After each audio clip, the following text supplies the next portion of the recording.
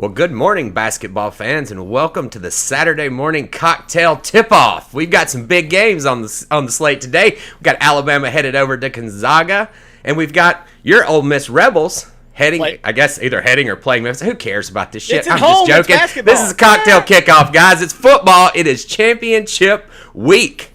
Let's get it done. I'm here. I'm Michael from the Week Zero Sports and Other Stuff podcast. I've got my co-host Petty right there on your top left, and down to the bottom we have got Mr. Justin Riley from the Tuesday Night Bama Standard. Yeah, and he looks like a champion. Weekend. How's it going? Woo! Champion. We're gonna be wearing that belt tonight, Justin. Yes, sir. Yes, sir. Y'all ain't got a chance. Bama can't play in this game. We should show up right now. You know, we should all call the stadium and figure out where we're supposed to send roses because a funeral's today for Alabama. Hell no, we ain't dead. We ain't dead yet. That's fine. You know what? Sleep on us. We want you to. Can I remind you of the blackout game? We'll talk about that later. Dude, all I'm here to tell you is I've read a few message boards, and Georgia wants Big Al's head on a pike in front of the stadium for everybody to cry as they walk out due to the domination Georgia is going to put on Bama. It's coming. It's the first time in at least a decade that Bama's been an underdog, and they're getting absolutely zero chance to win.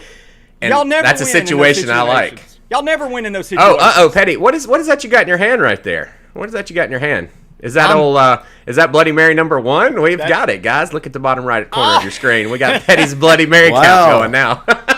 now I promise I deliver. He's got drinking swag now. He's made it. Petty, don't be driving anywhere later today because I think it's up to like 5, and then you go have an accident. We're all going to be in trouble, right? It's also, drink responsibly, everyone. Number 1, if you're drinking at this hour, that's pretty damn degenerate, so be careful. The number on that counter. And cheers. It's my wedding anniversary today.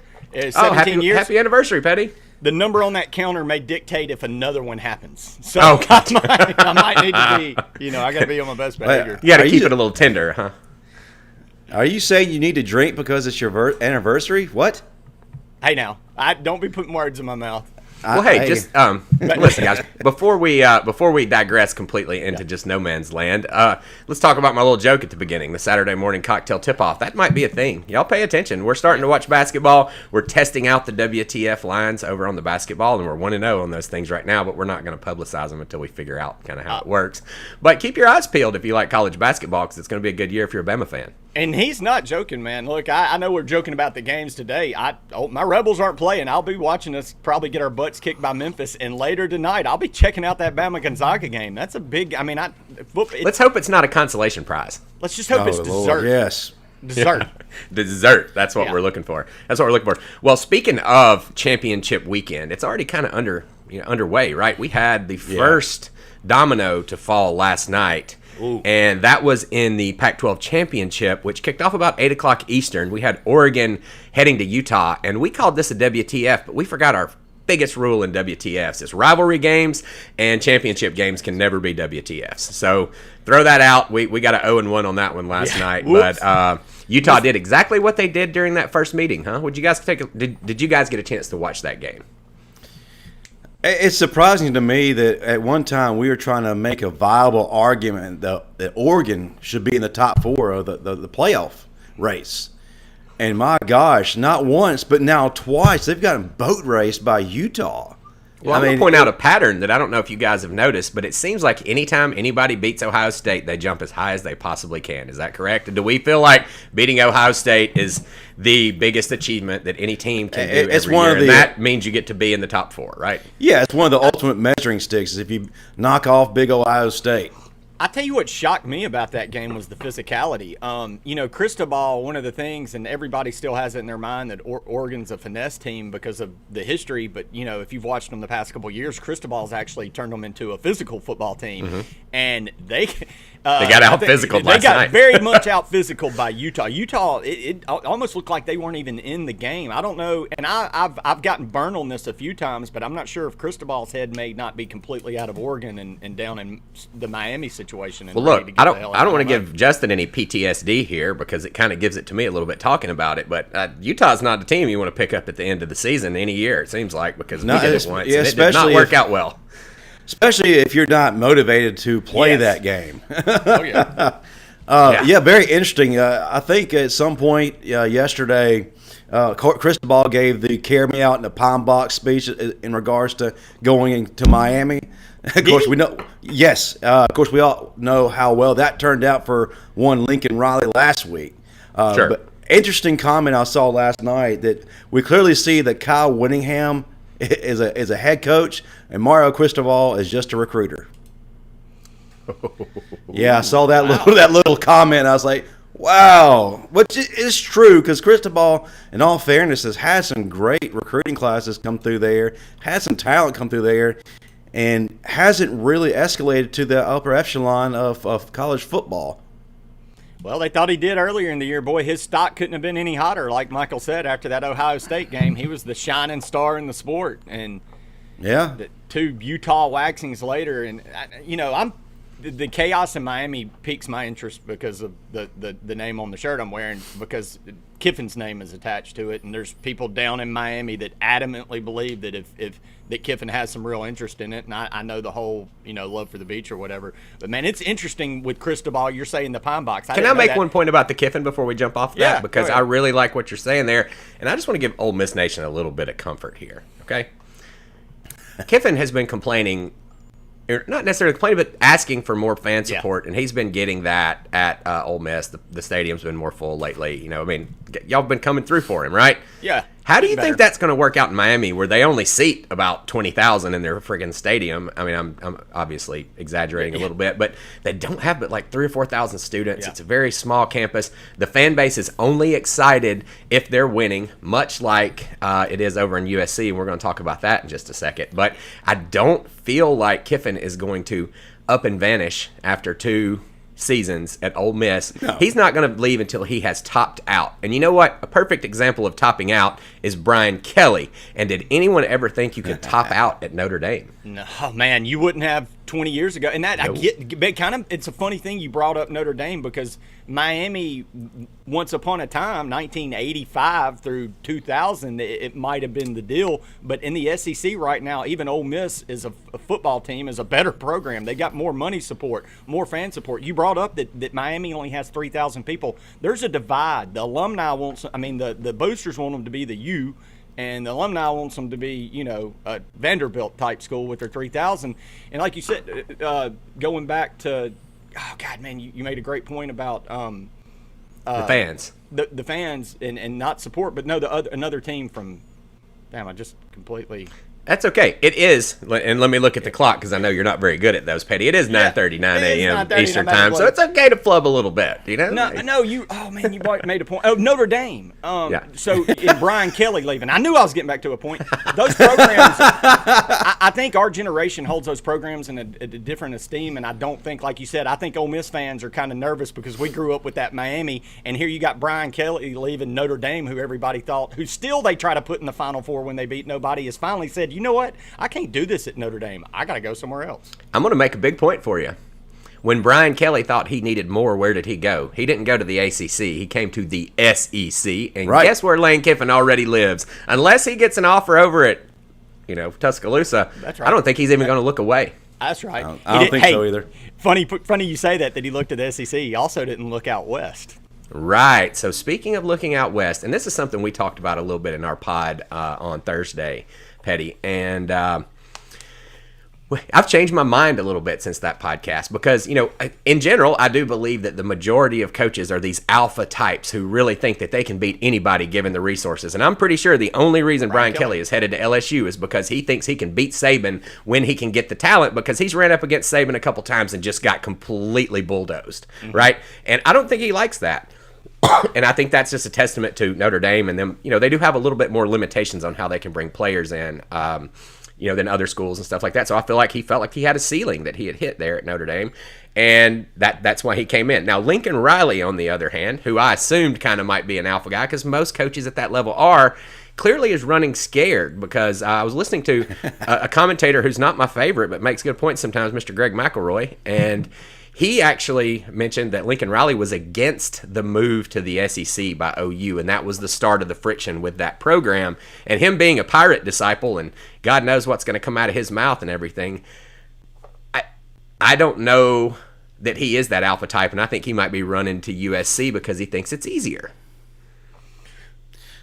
Well, it's a lot easier. I mean, you don't have to deal with the expectations of the SEC, and you don't have to sit here and battle people like now Brian Kelly, Nick Saban, Kirby Smart, and all the other schools from recruiting.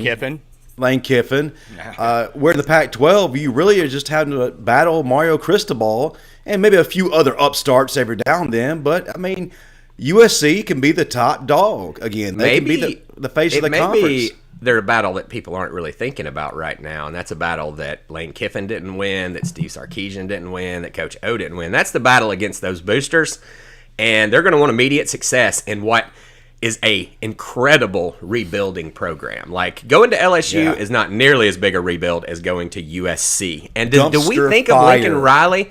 Tell me this. What has Lincoln Riley built? Can you tell me anything, any program that he has built? No, he actually just took on Bob Stoops' talent, just took over, basically, took the system over. Yeah. How will he do in building a program? Because he's going to have to start from the ground up down there, and I think he may have made a big mistake by going to USC over LSU. I think he was automatic success at LSU, just like Brian Kelly's going to be. I think Lincoln Riley might be the guy that's drunk on the tarmac in a couple years. Yeah, I think that says to his internal alpha, because he obviously, there was a fear of the SEC. Yep. There was a fear of every week, and you pointed out something in the show, man. It's not like USC doesn't have as short of a fuse as LSU. I know LSU fired a coach 2 years after a national title, but hell, USC's on a clip of giving 2 to 3 years per coach. So it's not like the leash is any longer. But I do think, like Justin pointed out, man, he looks at that schedule and look, let's throw Alabama out. Of course, you don't have to play Alabama.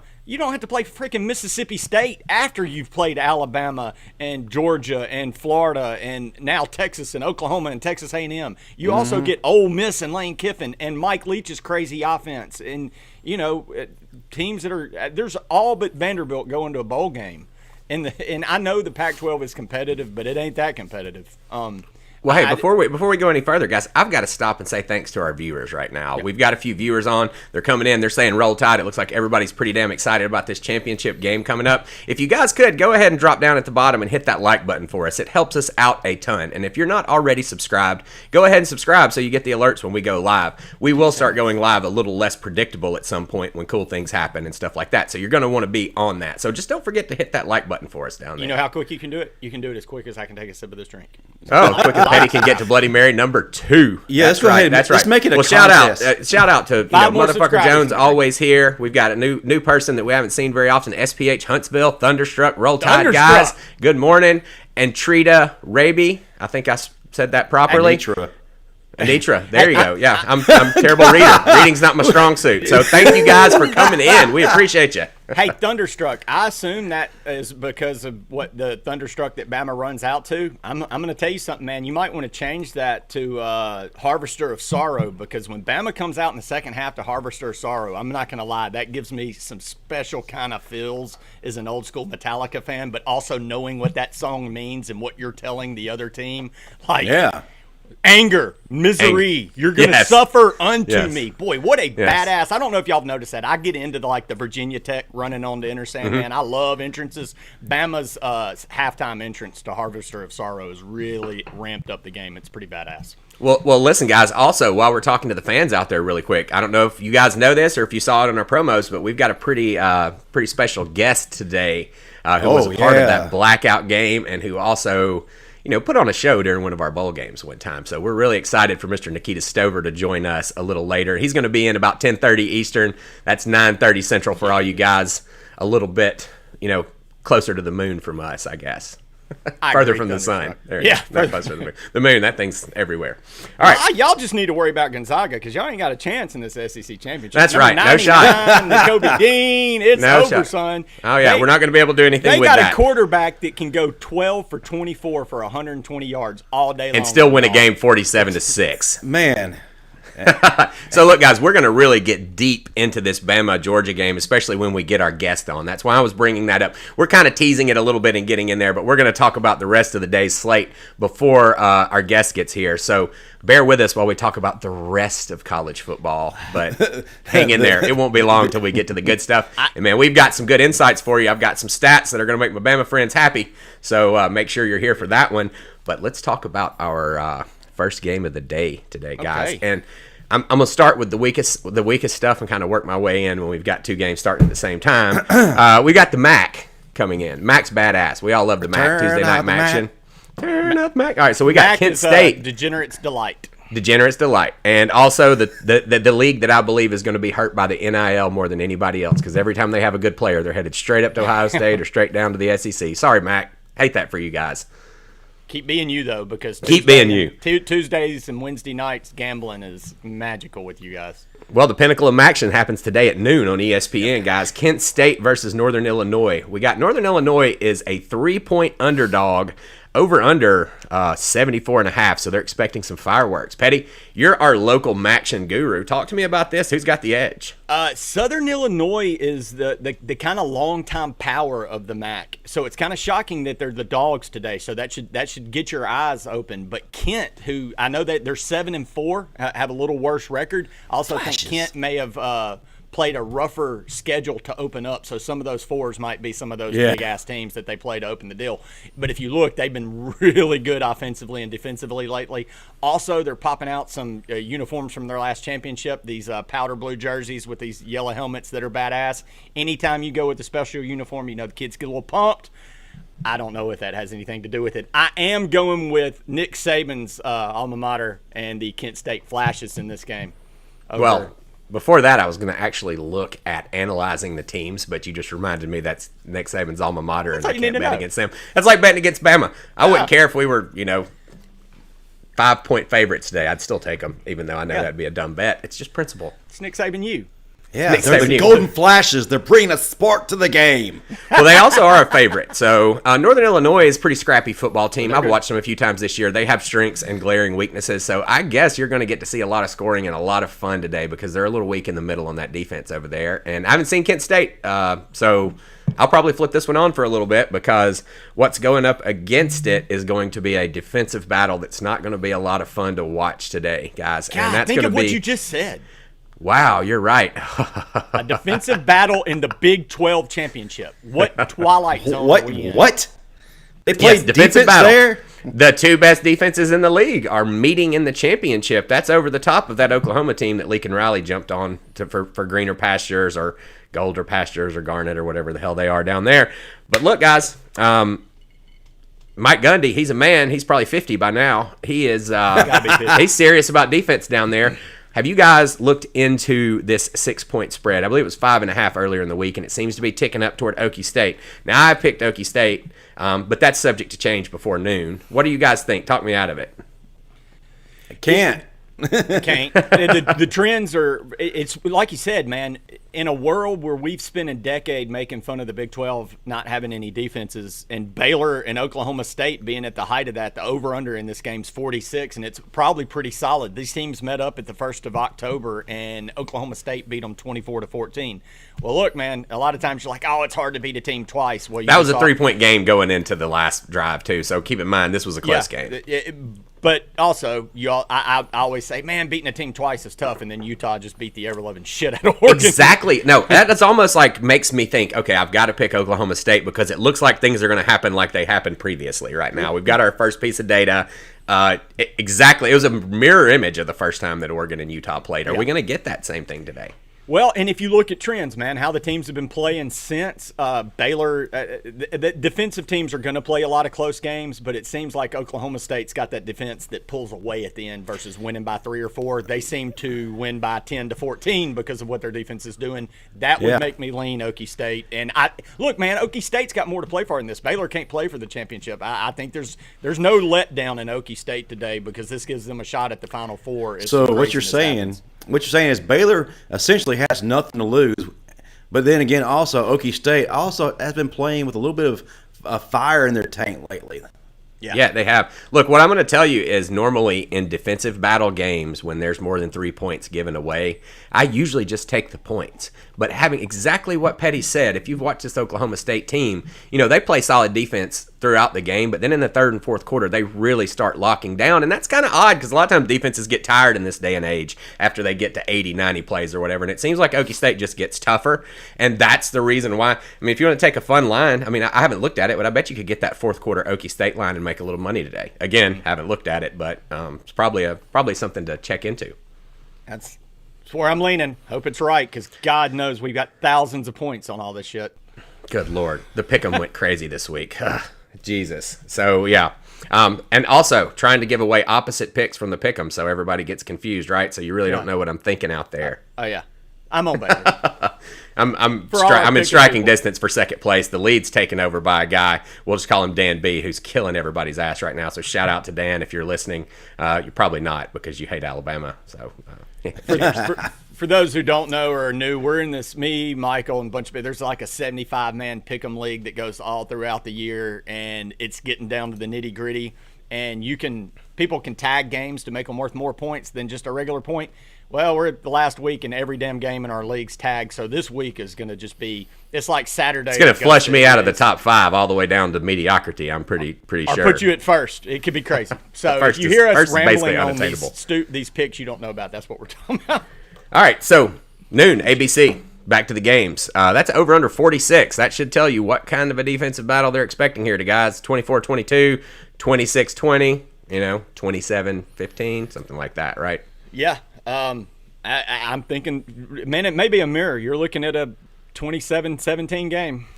Well, those are your noon games. If you're going to be getting out there and trying that early noon reverse to build up a bankroll, I guess you got to go with Kent State and Okie State. But that's right. Don't put much on that because we're not very confident. I do not feel confidence in our picks this morning, Petty. Are you feeling that same way, that kind of wishy-washy, iffy feeling? Oh, yeah. Don't listen to this show, and if you did this anyway, you're an idiot, but don't listen to this show and go to your local casino. Local casino. That sounds so from Southern right there, Brian Kelly. That's my Brian Kelly Southern. Yeah, Brian Kelly. Speaking of, we might even just jump into that right now, guys. What do you think? You've heard my opinion on Brian Kelly heading down to LSU. I think, I don't think he's the perfect fit because of exactly what you're saying. But on the other hand, I think bringing offense to LSU is dangerous. Can I get your take on it, Justin? Because I know you're tuned into these LSU Tigers. That's like your second favorite team. First of all, they're going to hear his northern accent when he actually tries to stop using his fake Reese Witherspoon accent. Johnny Moxon. Yeah, they're going to be like, you talk kind of funny. We don't like Sweet Home Louisiana. Here. Yeah, Sweet Home Louisiana. Brian Kelly, you're right. He topped out at Notre Dame. A couple of reasons you mentioned, very good reasons. The academic requirements are absolutely horrendous. Well, they're hard to overcome and get the better recruits. Where at LSU, it's very limiting, but it shows how good of a coach he is and how well he's able to develop players and get them competitive, keeping them in the top 10, get them mentioned in the top 4 every year. But as soon as they get there, though, completely different story. You're at LSU, you have the talent too. If you get to the college football playoff, you're not only going to compete, but you got an opportunity to win the whole damn thing. So he steps into an amazing situation. And if he has all the resources right now, it's going to be hard not to lose. And right. I'm looking. Ready-made defense. Ready-made defense. Got a great up-and-coming offense when they're healthy. I think walk-on receivers at LSU will be better than anything he could get at Notre Dame. That's why he made his money with tight ends, because you could get big, smart tight end guys and really work that over. But he was just getting demolished in the wide receiver recruiting stuff because they just couldn't get those guys. His first hurdle, though, is it sounds like every one of his coaches is staying in South Bend. I think he's going to have to completely revamp his coaching staff. And he's, we like to bring up the Bama test. He's taking the Bama test out of the damn gate. He's not bringing his guys with him like Lincoln did to USC. Like they all said, see you, buddy. And that's an interesting thing. Is that a loyalty to Notre Dame, or they want to get a move up there? Or is there, hey, he's kind of an asshole, see you later, buddy?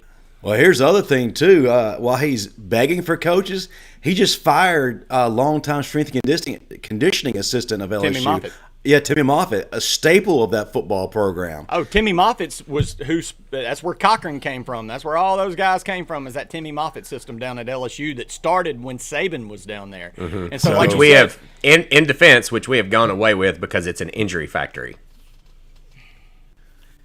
Yeah, that is true, but you really. I mean, nobody wants to say it. Everybody loved Cochran. I loved Cochran too. That style of strength and conditioning leads to injuries, and we saw it majorly all the time. Absolutely. Yeah, because there's just scream and grunt and get as much as you can, as opposed to actually managing, motion and measuring and trying to, optimize the parts of the body that you're wanting to optimize. Now, don't get me wrong, love them, absolutely love them, but.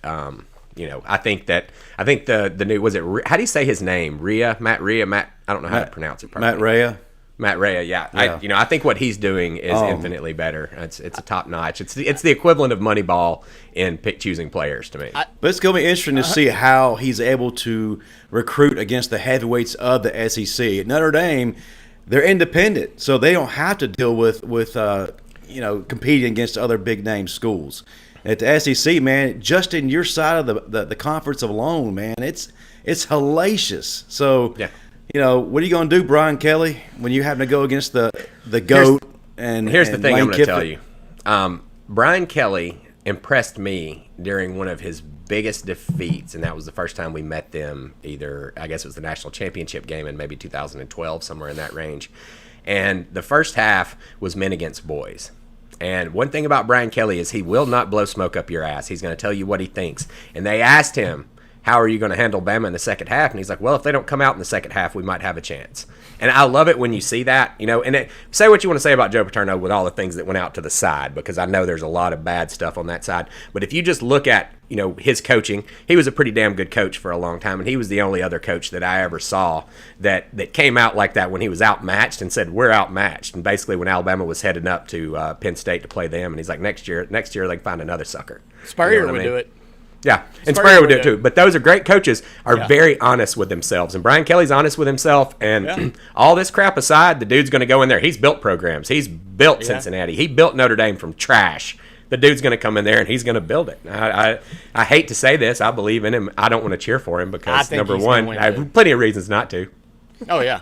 I hope they build better stands for their student videographers. Yeah. Notre Dame. Yeah. Too soon? Yeah. It's tornado country down there in Louisiana, hurricane country. They're going to have to be extra and that state careful. has a history of using money correctly when, dealing with crises.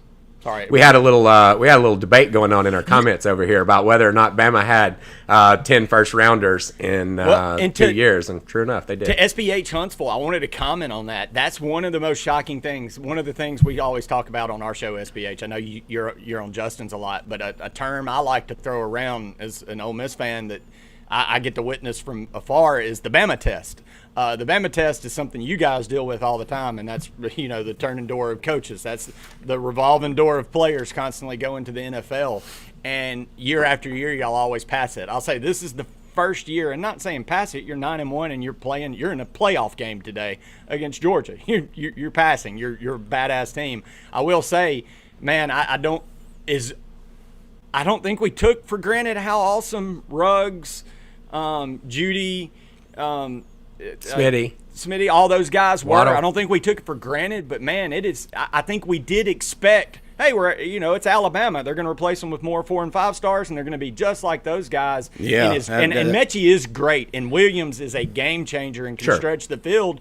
But you saw the drops and the inconsistency this year. That's the one thing. And I'm not going to say they didn't pass the Bama test because these guys are going to play in the NFL. They're really good. But I will say it was kind of a step back that what we've used to seeing out of Alabama at the wide receiver position for the last 5 or 6 years, with a little bit of the inconsistency. Anytime you lose all your juniors and seniors over the course of 2 years, you got to retrain freshmen and sophomores, and that's starting to happen. We saw that starting to happen in last week's game when we got low on receivers, when our guy Williams played a little too hard on a punt return, and we ended up with a number 7, Jacory Brooks, back there, who I had asked our guy Justin Riley about when we were learning that Ajayi Hall probably wasn't going to do much playing. I was like, what about that other 5-star that came in after the summer and didn't get those early reps? And guess what?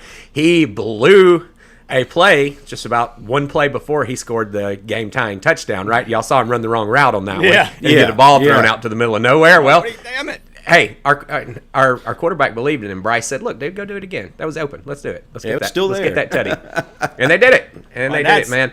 Mind blown.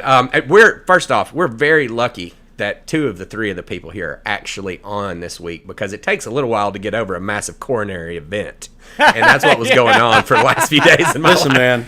I was a therapist last Saturday, guys. Look, I was trying to talk people off the ledges to the point I was ready to jump off the ledge with them. Like, I'm it, guys. I'm with you. It's over. I don't know. But no. I tell you what, man. Listen, I think I'm going to have to get a new doctor to call in a stronger prescription of heart meds for these Alabama games, because every single week, and if you look at it, it's really crazy because we've been heavily favored, 20 points, and somehow every single week we've managed to make it a game, and not just a game where you don't know what it's going to be until the zeros hit the scoreboard. Dear Lord. 6 times this year we have been in a one-score game in the fourth quarter. 6 times. Now, 5 of those times we won, and the other time when Bill O'Brien, that everybody gives such a hard time, actually did. The offense did what they needed to do against Texas A&M. They went down and scored, and then our defense let them get that field goal to win the game. But I'm going to tell you, when we were playing with Kiffin, we're used to playing, and we're playing with Sark, we're used to playing with the guys that play PlayStation and run up the score, and that's how they win games. But when they get in a tight game, they lose a lot of times, right? Well, we now got a coach who just played in the NFL. That's all they play is tight games, right? So they just wait till the fourth quarter to try to win it. Yeah, it's just like getting through to the fourth quarter, then try to win it.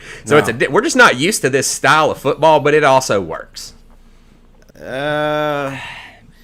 I want to hear what you say here, Justin, because I'm ready. I've got something. I'm just waiting to scream at my fourth quarter. Bob is pretty good right now, guys. We'll just have to admit he's been pretty deadly in the fourth.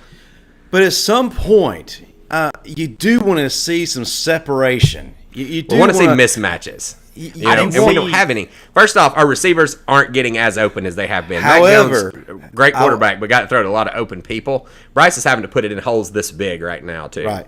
However, I will also mention when we've had opportunities to kind of put teams away, like in Arkansas or whatnot, there's something that we do that where we shoot ourselves in the foot, like a fumble, Cameron Latou at the 2-yard line against Arkansas. Penalties. This year, it is funny, after the whole Bo Nix debacle of Alabama gets all the calls, we're the heaviest penalized team in the SEC. And definitely the heaviest penalized team in the Iron Bowl.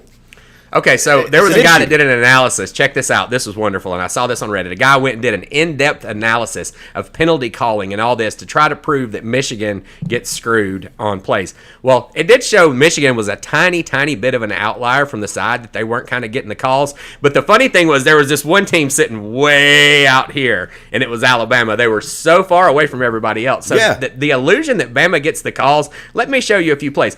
That Jacory Brooks play that we just mentioned a few minutes ago, if anybody watches the zoom-in hold where the cornerback is dragging him half the route, and he still goes and gets that thing. No call. I mean.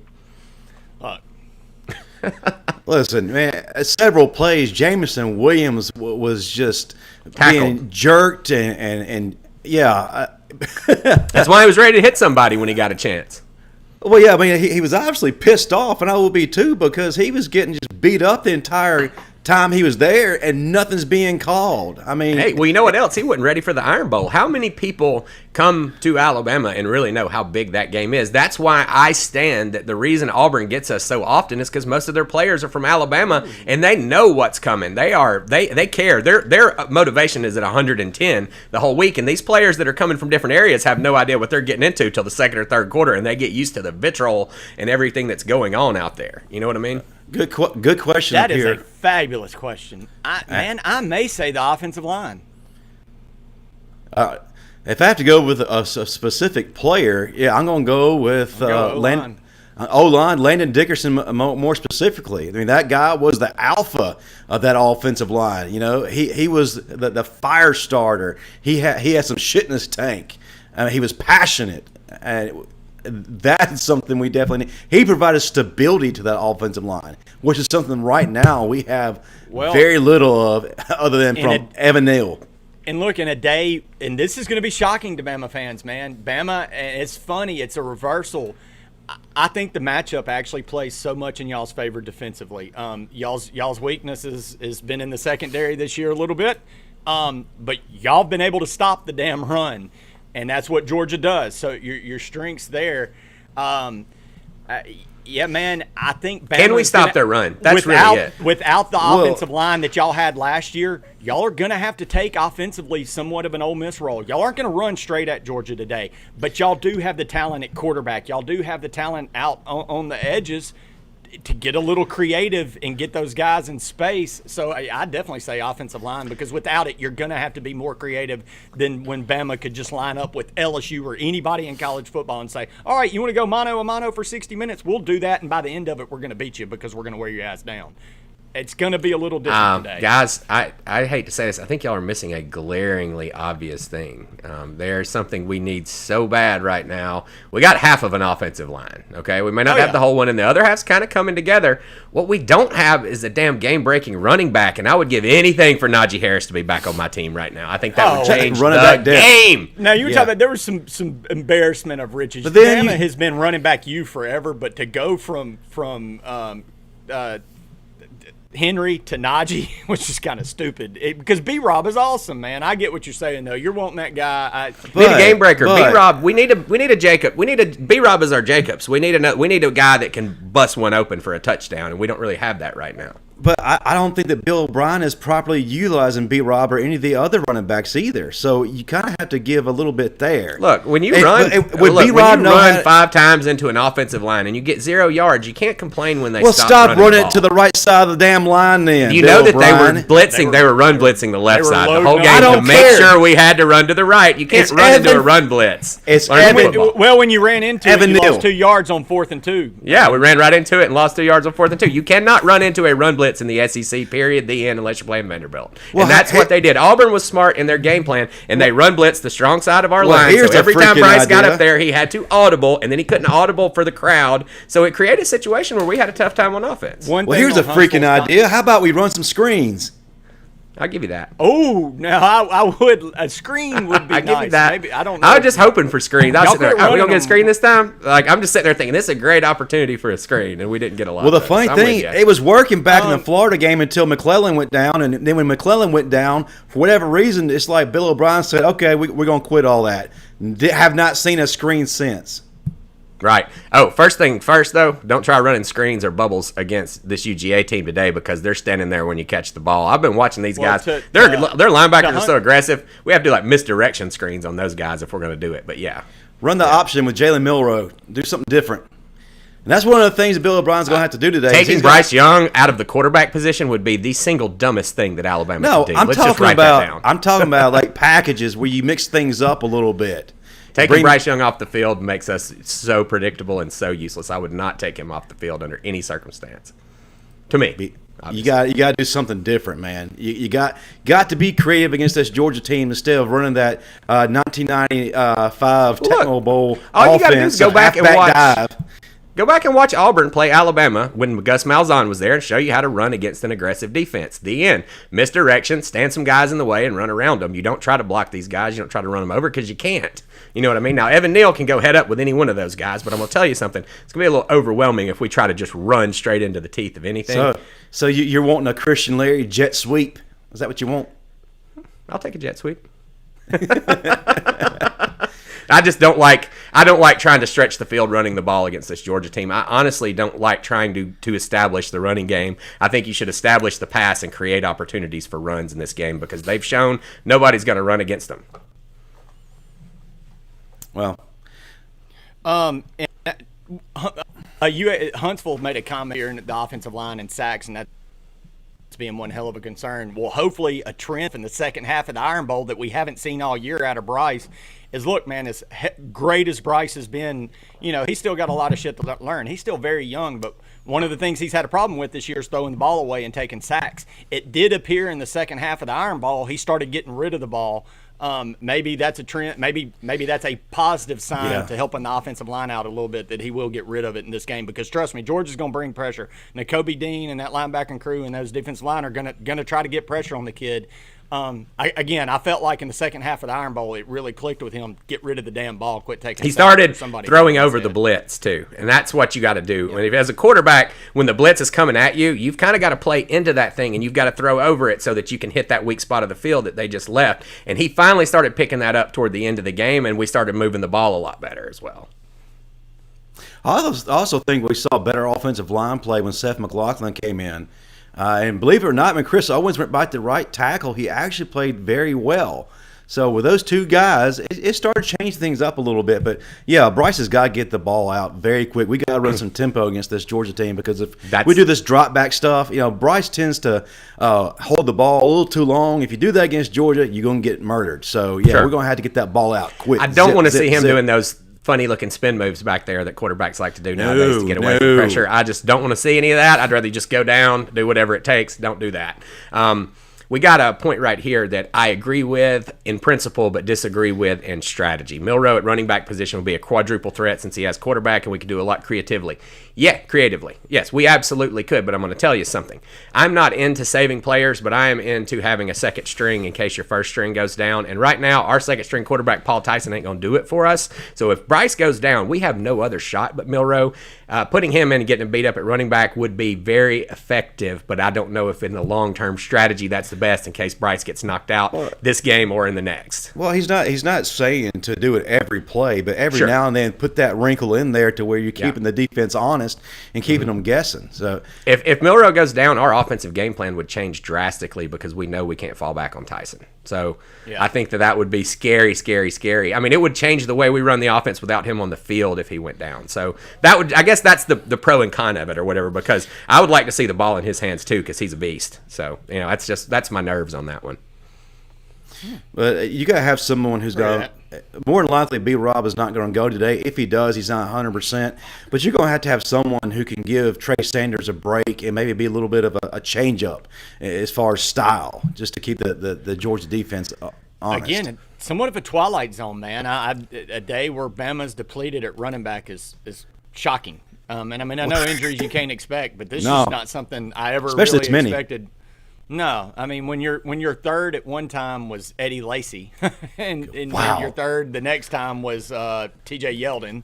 Oh, our third at one time was Najee Harris. I was about to say our third at one time was Najee Harris. Alvin Kamara was our number 4 time, guys. Look what's going on out there. Alvin Holy Kamara cow! Yeah, this is we deserve this a little bit for having so much for so long. It's shocking. You kind of get a little bit of reality check every now and then. It's funny, Bo Scarborough mentioned on one of our shows that when he came in, that running back room was 7 deep. Yeah, with him. Well, that's what. I was ironically, I was at the what was it? Their T-Town Cafe the day Hugh Freeze was over there recruiting Bo because he thought he had a chance. I'm like, man, they're not letting this guy get out of Tuscaloosa. That's stupid. But at the time, there was a little bit of hope because, like you said, Bama's running back room was 7 deep. So there was guys trying to tell these kids, like, hey, man, you're going to, come on, start with us. But shoot, they were still loading up. Saban was still able to get them all in the mix. And, again, it's just shocking. And I really hate it for B-Rob with being a Hillcrest alum. I wanted B-Rob to go out in the SEC championship because, man, you talk about waiting your turn. B-Rob did. Yeah, absolutely. He did what we mentioned, all those greats that were third string at one time. Well, B-Rob's done that for several years at Alabama. People questioned, could he be the man? And throughout the year, he showed that when you give him the rock, he gets it done. So I hate that it's gotten to the SEC championship and he's not going to get a chance to go full today. Yeah, absolutely. I mean, he's a senior. Like you said, he's waited his turn. He's the alpha dog of that offense. Yeah. He's a guy that's going to put the team on his shoulders and carry that offense by himself if need be because, I mean, if you look at some of those games, man, he has played like a man, like possessed. And he's imposed his will on those defenses, and they get punished because he's motivated. But, yeah, you definitely got to have a leader like him on the field. On a positive note, though, man, like I mentioned, I thought I saw a glimmer of a light coming on with Young throwing the ball away. I thought Sanders looked really crisp when he came in, and I know he's shaking off. God bless that kid and the injuries he's had to overcome. Oh, I know, right? The broken pelvis. I don't know how anybody can come back and play at that level after what that kid's gone through is amazing. But, as great as he was, you always kind of lose a step and a step after each injury. And I felt like he looked really crisp coming out. He did, and I was watching Stephen M. Smith's show, each time this week, and in the comment section, people were concerned whether or not Trey Sanders was going to have that burst, and they felt like he lost his step. Mm-hmm. Quite the contrary. We talked about this on our post-game show last Saturday. Trey Sanders looked like he was, like you said, very crisp. He had that burst, and he was actually one of the difference makers in that fourth quarter that allowed us to move down the field and score. So I'm really kind of excited where Trey Sanders is at this point, and for the opportunity this young man has, especially like you said, after all he's been through. This kid was a 5-star for a reason, the top in his class at his position, and today I think we have a great opportunity to see why. And look, Alabama is one of those programs that is built on great moments and great teams and great players making special moments and players stepping up. Hey, Tua going down and Jalen Hurts stepping up, those type of moments. Here's a kid that's got there's a lot of love from the fan base because of what he's had to overcome, and everybody knows his story. It's very poetic justice for damn Alabama to come out today and Trey Sanders have one of those magical days that he blows up and he's like, there's the Trey Sanders we signed. Yeah. It's a 5-star that we were hoping for. I hope first off, I just want to make a comment. I know why Game Day has so many commercials, because if they didn't, Lee Corso and Kirk Herbstreit be wearing a diaper, because it's hard to go 3 hours after drinking all this coffee, guys, so I had to bail on you. Sorry about that. But if you didn't talk about this. I was like, was that a bathroom break? Did y'all discuss Trey Sanders after not getting that fourth down and how it just crushed him, and then we came back and won anyway? Man, I felt like that win was for Trey. No, we didn't. We didn't discuss that, but we were discussing, with what he's come through and how he's kind of got a special. He looked really sharp. I would have loved to seen what he looked like when he was flexible, because you can tell he runs a little stiff because he's like bionic man now after getting his pelvis shattered and God knows what else done. This guy's come back from it, and he looks a little. I can't imagine how good that dude would have been if he would have been 100. It's just such a shame. And people were talking about that very play right there when being concerned about his burst and what is he able to do right now. You really can't blame that on them. The entire Auburn defense was in the backfield as soon as that ball was snapped and given to him. Yeah, so, Derrick Henry wasn't getting that first down. No, look, Auburn used their crowd to the advantage, guys. What they did was they did a good job of guessing what play we were going to run, blitz to that side, force us to have to audible, and then all of a sudden you couldn't audible in that crowd, and we ended up with a lot of false start penalties. The play clock at 1 was about to make me nuts. It was at 1 every single play. This may be. Look, man, I'm going to tell you guys something from an Alabama grad, but also a Rebel fan that's got a little bit outsider perspective from the Iron Bowl. Hey, look, Alabama's the king. There ain't no denying that. This ain't where I'm going with that. But the atmosphere for the Iron Bowl is more electric when it's in Auburn, Alabama. Their fan base is – look, man, I love Alabama. They're but on top of you. Y'all have 50 yards of the blue hairs that are never going to – they're going to die in that stadium. That don't ever get all that excited. Auburn's a louder stadium, and that, when the Iron Bowl there is definitely, and like you were saying, Michael, boy, that fan base made a difference last Saturday. Sure. That was 100%. Got to give kudos to they were electric Saturday. First Iron Bowl back in Auburn after a COVID layoff, where you're just like, completely and utterly just pent up. There was a lot of enthusiasm in the stadium, and it showed. And Bryce Young has played in hostile environments, like at Texas A&M and the Swamp, but nothing really prepares you for a Jordan-Hare Stadium in the Iron Bowl. Nope. I don't care what you've been through. I don't care what kind of hell you faced. This is a different kind of level of hell. It got to Jameis Winston. It made him lose his mind for a play. You know what I mean? They got in his head. That's really. I bet that all boils down to somebody just getting in his head and him wanting to take it out on somebody. But it doesn't take much to get inside the head of Jameis Winston. Williams, sorry. There's not a lot up there. I was like, wait. Williams, not Winston. Crab legs will get inside Jameis Winston's head. Yes. That's right. That's all it takes. Crab legs or a quick stand up on the table and scream, grab her by the pussy. It's a great Freudian slip, though, because anytime you get to make fun of Jameis Winston, it's good times. He is a Saturday Night Live skit, waiting to happen. I bet he's a fun dude to hang out with, to be perfectly honest. Unless you're in Publix. Or unless your Publix are, I know this isn't the national. championship, and I know we're about to get to Nakita, so I want to say this before we get into T-minus 10 minutes for Nakita Stover, guys. This Get season, excited. for me, growing up in Mississippi when it happened and seeing it from afar and witnessing a real perspective of the mindset, and again, now being Vanderbilt, Southern Miss, 17-10. Louisiana Tech, 13-0. Mississippi State, 30-21. Y'all don't have a prayer against a team with the talent of Lamar Thomas or Gino Torretta. Nobody's going to be able to catch the fastest man in football. All these freaks. Y'all can't play with that team.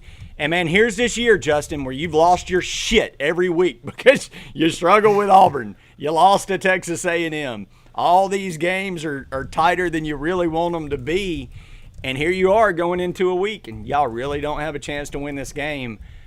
But in my mind, and this is where I can take a step back, and even though I've got Bama in my blood, I can give it the 36,000-foot view. The greatest coach in college football has had a whole week to prepare to be an underdog, to tell his team, y'all are being told y'all don't belong. And, man, do you remember that LSU speech, that first one, that kind of went viral from Coach Saban, that pregame about if it gets in, you can't breathe, you can't sit still, and look, man, there's no better motivator in college football than that dude. And, man, there's a lot of, again, from an outsider's perspective, Alabama's different. There, the Yankees, Alabama, LSU baseball, there's programs that are different, and Alabama's one of them. And, damn, I don't ever – as good as the season as it's been for Georgia, as dominant as they looked, God bless, I wouldn't want to be Georgia right now with a pissed-off Alabama underdog coming to be the one to knock me off my pedestal. To be the best team you've played all year. Yeah. To be your first real challenge since Clemson. Yeah. Who held you to no if we are a real touchdowns. challenge. Let's be honest. I'm not going to say it's a foregone conclusion that we're a challenge. Oh, shit, but Georgia could – look, man, we could be getting all excited with our Bama blood. And, look, it's in me too, man. Strike this shirt. There's crimson flowing through it. So I'm definitely leaning one way. But, no, man, I'm not going to be shocked if Georgia does – if say we right now, if we look like we did for three – if we look like we did for 3.5 quarters against Auburn, there won't be coming back in 2 minutes. It'll be over. I need to be watching the game with Anitra because she's got my attitude about this. We're going to pull this out, and I like it. I like it. Anitra is fired up. I can tell. That's right. Anitra, what you drinking? You got a Saturday morning cocktail? Hey, well, we got you on number 2 here, Petty. Is my count all right? Yeah, it is right. It is correct. Again, I'm trying to get to wedding anniversary 18, so I'm trying to be good. We are going to drink some of those beers you sent me, though, from Asheville. Oh, great. Yeah, you're getting some North Carolina beers in there. Great stuff. Speaking of, that one I sent you, Coco Loco, one of my favorites when it starts getting cold outside. Unfortunately, it's like 75 here today, so I don't know what's going on. You see what Huntsville said? He said his nephew's been recruited by a few Bama games. That's what he's saying. There's a lot of old folks at those games. There's a lot of old folks that you're going to go into Bryant-Denny one day, and there's going to be skeletons sitting in there. Yeah, that's where your NIL that's that NIL money coming in. They can afford those $500,000 motorhomes. You like those 5-star recruits? They're getting it from right there. That's who you want right there. Yeah, that's why they get the bottom 20 rows. You know what I say, though? I'm okay with it at football games because the stadium's big enough for the loudness and all. I think we ought to have, like the ACC does, and put students bottom 10 rows all the way around our basketball court. Yes. I don't know why the SEC doesn't do that. That is Florida. a huge Florida advantage. has nailed it. All the SEC should do what Florida's done. And Bryant-Denny, I'll say this. You made a good point, Justin. Now, me and my wife were talking about this, man. I got to stand when one of the alumni band days, I got to go on the field, and it hit me, man. It wasn't as crazy as I thought because the stands are so far away. But at Jordan Air, and you're right on top. I wish we could – it's impossible now, obviously. But, man, some way to bring the crowd right on top of people would be awesome. In Just having the crowd behind both goals is huge in basketball because, you don't know which side of the court you're going to be playing on in the second half when they're shooting free throws. And if you got a bunch of crazy 18-year-olds back there doing all that stuff when you're shooting a free throw, it could impact you if you're not strong-minded, and I think that matters sometimes. So, also, just having all those, the crazy fans screaming at you all the time and not having them pointed way up there in the cheap seats, I think it makes a big deal. I hope that's... The bleacher creatures at Bryant-Denny are in that upper deck, and those people are crazy. Yes. I've been there. I was a season ticket holder up there for a while. We've seen some crazy shit up there. It's like carny folk. Sorry. but and SPH Huntsville. Yeah, speaking you're of, right. I don't know right. if you've ever been to Texas A&M, but they even get their old people to sway. So maybe we should work on that. Because it's a cult. That's because they're a cult. They're a cult, Cults sir. do weird things, buddy. Not all cults are evil, guys. I'm telling you, it's one of the. It's like Hotel California. You know, when you get there, you're like, am I going to be able to leave this place? They also have dude cheerleaders.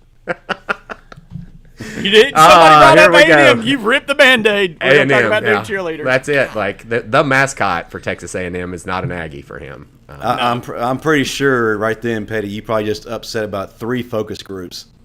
Well, come at me, bro. Hey, focus groups, if you're watching, be sure to hit like on the video. Yes. Put all your class rings and your ice cream suit cheerleading uniforms on and bring it. T-minus 5 minutes, guys, until we get our guests. Just want to get everybody pumped about that. Hope the world is finding out on social media right now that we've got Nakita Stover showing up 5 minutes. So very excited. We got... I don't want to jump us into another game because we're very close on this right now. But this MFR really is... Jones has a nice comment. Yeah, man, we had to have those dogs, and right now we actually have those dogs. Byron Young is one of those dogs. When Federian Mathis, he had a hell of a game last. And matter of fact, he's a lot more dominant than Jordan Davis. But anyway, Byron Young is eating. Will Anderson is eating. Dallas Turner is eating. Dallas Those Turner. are some dogs. Dallas Turner finally reminds me of Dante Hightower. We finally got somebody that just kills out there. That going to get a few penalties here and there because of it. Don't give but a a shit. guy that just gone. I love it. And I absolutely he's love making play. offenses have to focus on him too instead of just Will Anderson, and it's helping Will Anderson out tremendously. Kool-Aid putting him in the lineup has made a difference, and at a young age, he's a dog. Man, we got I saw that one out 2 weeks ago. And guys, is Armour Davis going to play today? Game time decision, and if he's able to go, and if he's healthy, you gotta like what him and Kool-Aid bring to the lineup. That we finally got the corners taken care of. If that happens, man. And Jalen Armour Davis, a lot of people have looked at our secondary this year, and they're much maligned, heavily criticized. Of course, that's warranted. Most people don't know Armour Davis is on the team because he never gets thrown at because he's good. Well, that's the thing I was going to say. Jalen Armour Davis has had a spectacular year. He just doesn't get all the credit because of all the negativity for the rest of the secondary, but he's solid. The only time I've ever seen him beat, that guy had to earn it. And I use the term beat loosely. Because he makes everybody fight for what they get. He's tough, man. He's tough. He's going to be good in the NFL. SPH, that's why we made this show. First off, I hate fucking commercials. There's so many commercials on game day, it makes me want to just beat my head against the wall. And second, they just really get caught. They were all just giving Ohio State the 1-2 last week, you know what I mean, about how bad they're going to kick everybody's ass. I sure hope this goes the same way, to be honest. The only time game day's good is if it's in the Grove, and it's not really good then. Wasn't good for me that time, I'll tell you. Well, the second time around, man, we got to beat that Colt in Texas A&M. Man, I hope a buddy of mine who was listening to my breakdown of the 92 team and the correlation post why y'all actually won that game, because he texted me that he was, as a 12 or 13-year-old, he was at the game walking into the Superdome, and he prayed to God that he would have no more impure thoughts. And you know how hard that is as a 12 or 13-year-old. I'm talking months that I've tried to be good. Guys, I've got some exciting news for us. I just saw the green room light up, so we may have our guest coming in. So before we bring him in, let's show you guys a little video and see if anybody remembers this play right here. I'm sure number 9 right there might remember it. In Alabama, a little different story than doing the same at Colorado. 3rd down and 6 for Wilson. He fires complete over the middle. This is going to be a score. Touchdown. That was like 6 yards. That was like a 7-yard flip. That was fantastic. Fantastic. I remember that day very well. Mr. Stover, welcome to the show. Before you get started, I'm going to let Justin Riley give you that WWE intro that you deserve. Ladies and gentlemen, it is my pleasure to introduce a distinguished member of wide receiver U, a man that made defenses half fits and had an incredible takeoff distance, as we see, and a man who made Georgia cry back in 2008 blackout game, Nakita Stover. What's going on? Roll Tide. Welcome to the show, Roll Tide. Man, it's great to have you. Doing great, man. How you feeling? Feeling good. Feeling great. Getting ready for the day today. So that little clip bring back any memories for you there? Hey, listen. One thing I remember about that clip is Coach Coach Saban didn't say nothing to me immediately, but I think we got a personal foul on the kickoff. Yeah. He came over to me and told me it was my fault. At what point did you make the decision and breaking away that, all right, man, here it comes. I'm going for it. All right, so back then, flipping in the end zone was big, and somebody, I think at Florida State, may have done it like earlier that day, and I decided, hey, I'm going for it if I get to that end zone. Yeah. I flipped two. I don't know if it's just I didn't rotate right. Dude, you went like 9 yards. It was That's like Michael Jordan from the free throw line league. Well, I mean, that was spectacular. Credit's got to be given, though. You made sure that it was into the end zone and you weren't short. Right.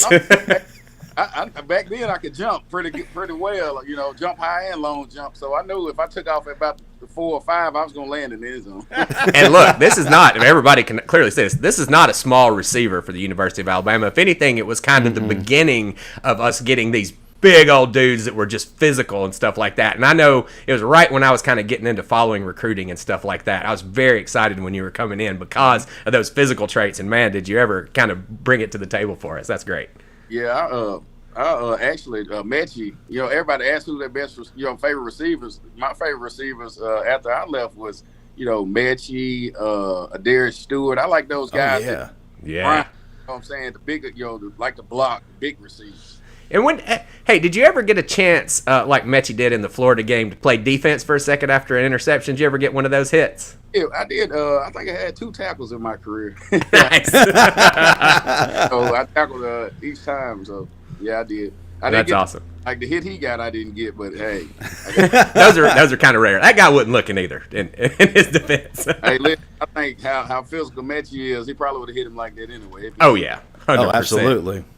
But before we get into everything else, I want to stop and say congratulations on becoming the head coach of Decatur Heritage, brother. Well deserved. Awesome, awesome, awesome. If you would, man, kind of take us through the timeline of how that came about.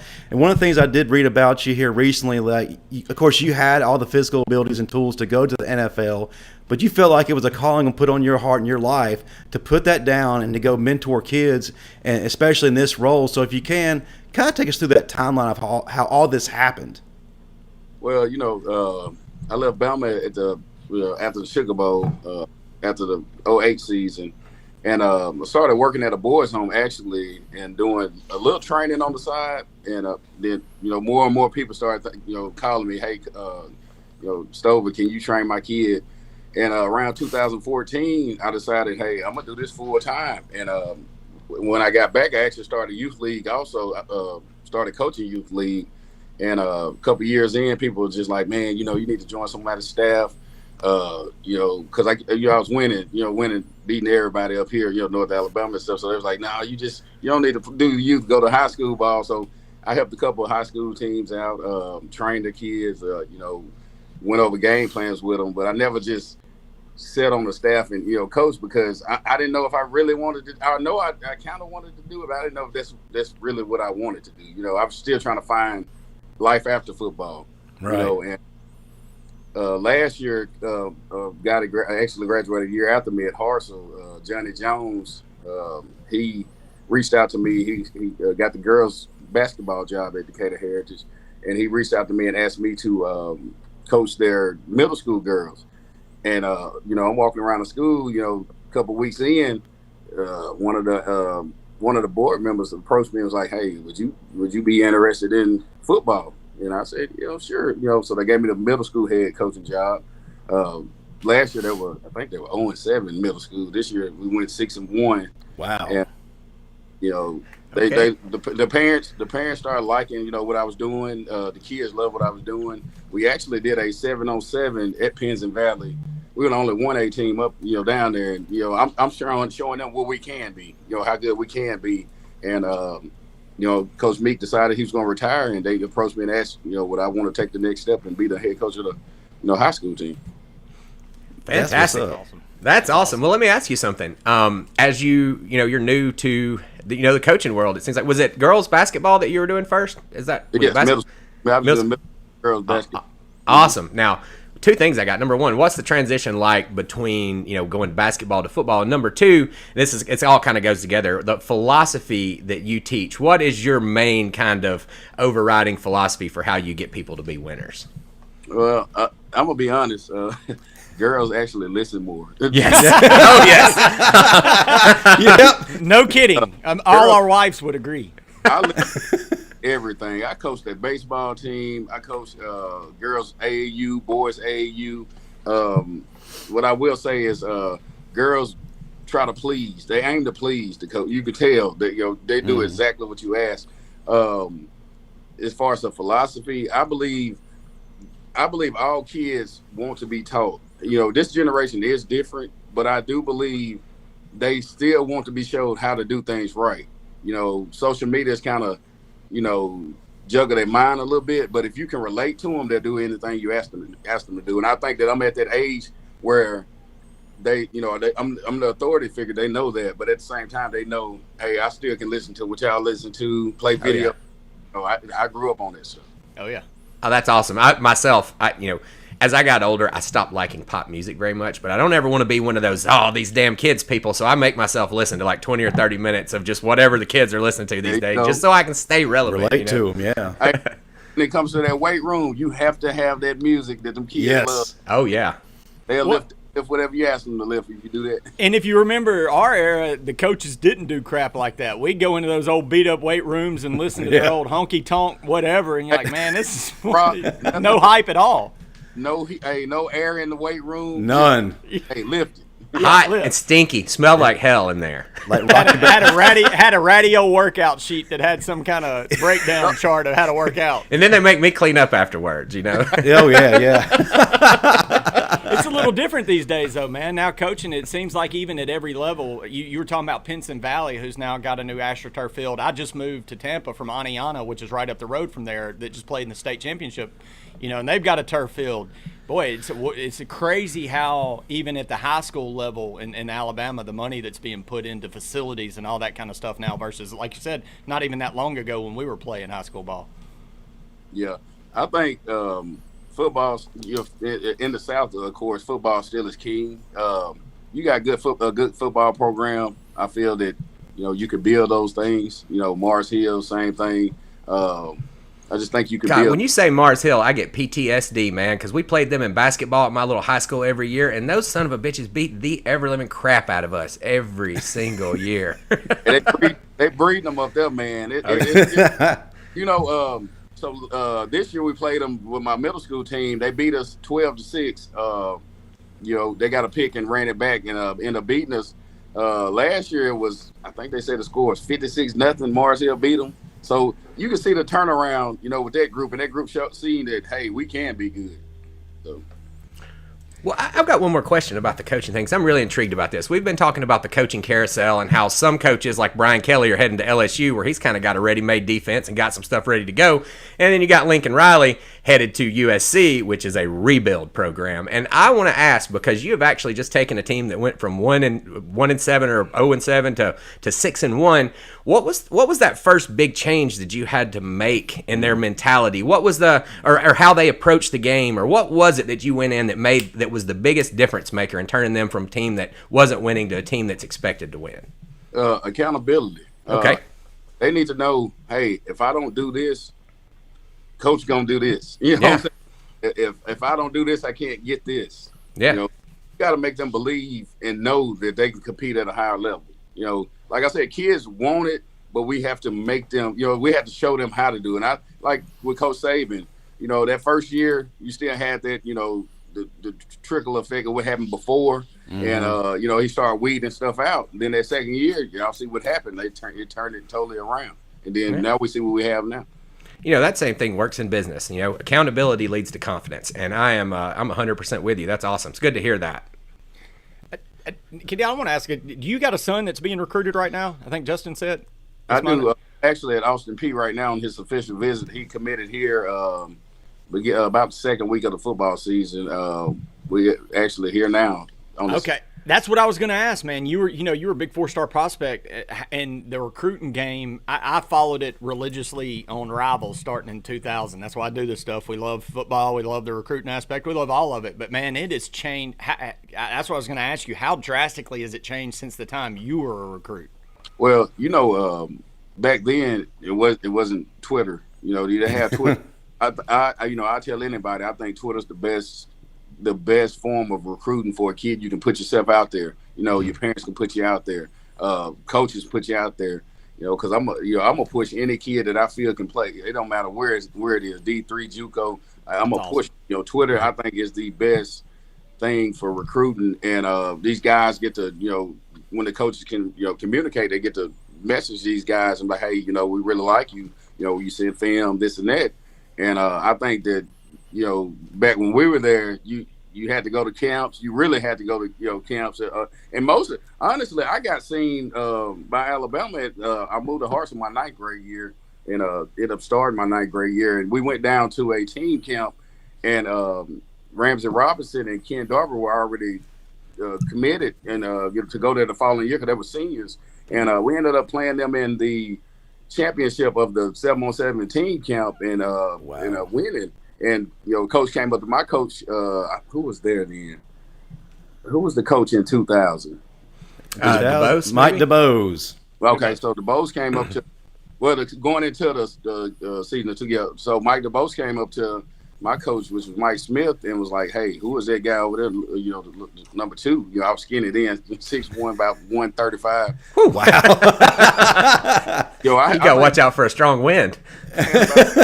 Whole day, and they was like, "Who is this guy?" He's a freshman, and that he let them know we're gonna offer that kid. So I already knew then, that I was gonna get the offer.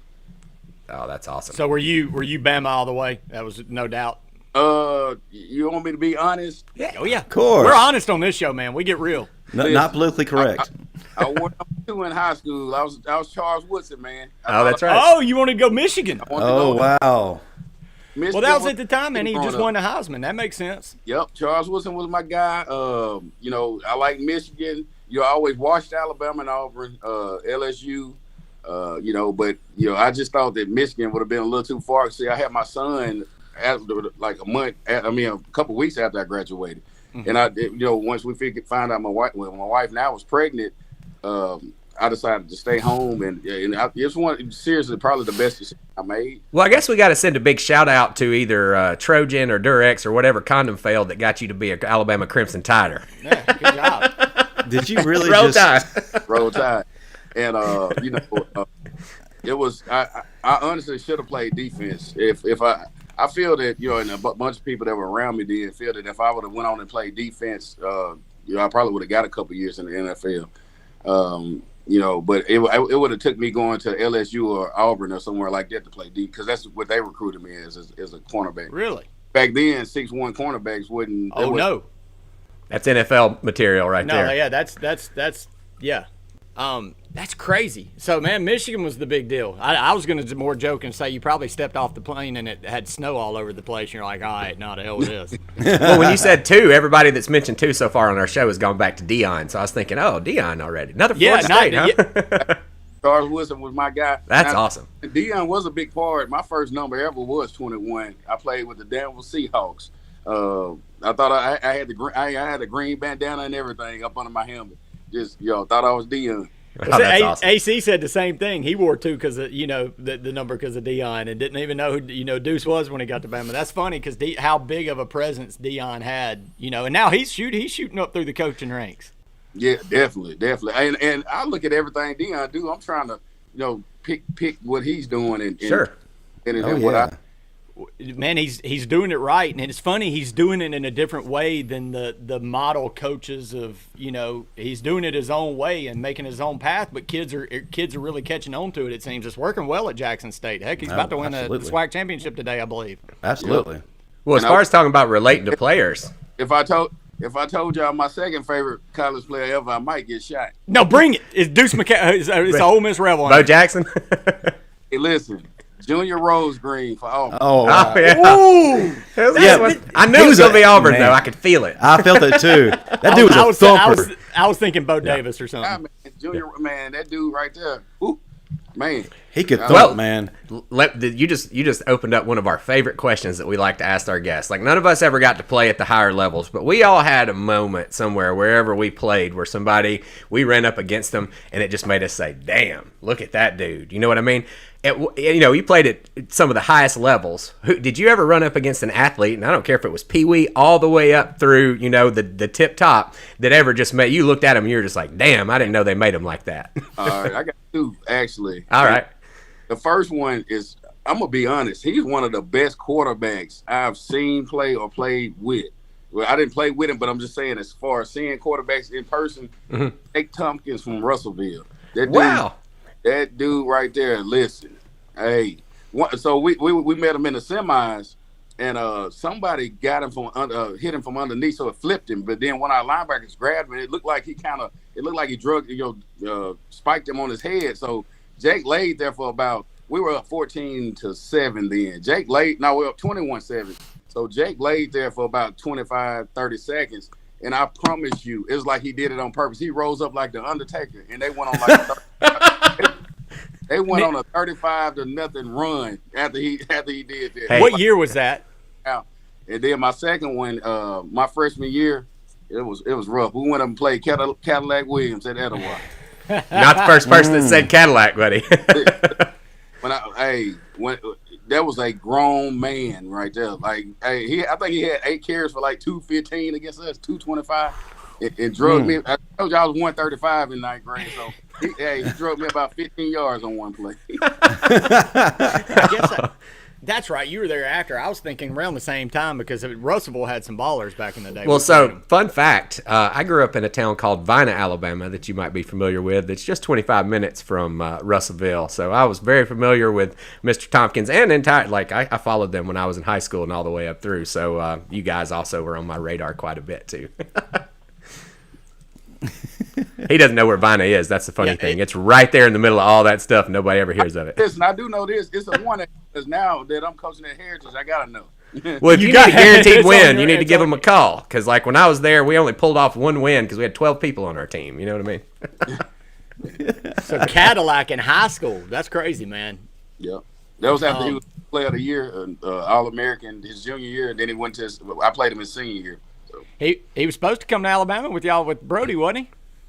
I was Michigan back then. I really didn't pay attention. You didn't know what was going on. Okay. There was a whole deal that he was supposed to be a package deal with Brody to Alabama, and it all kind of, that was one of them things that kind of got funny in recruiting. Oh, yeah. Oh, you know how they go. We know we only got you for about 20 minutes. So first off, very much thank you for giving us the time and coming on here and talking with us. It's obviously our pleasure. But second, after being a player at Bama, you come out.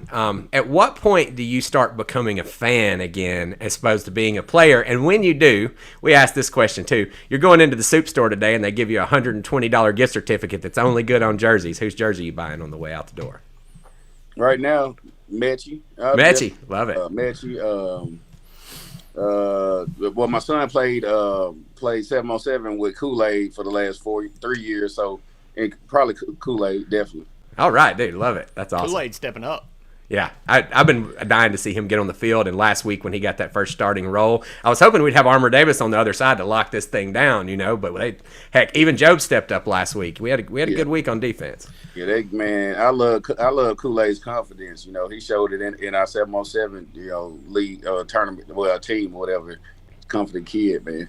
Well, he went after one of the best receivers in the SEC when they put him in against Burks at Arkansas, and he was not backing down. Now, granted, that dude's good. He's going to get some on you, but, man, I was very impressed to see him play in that tight press coverage. It just looked good.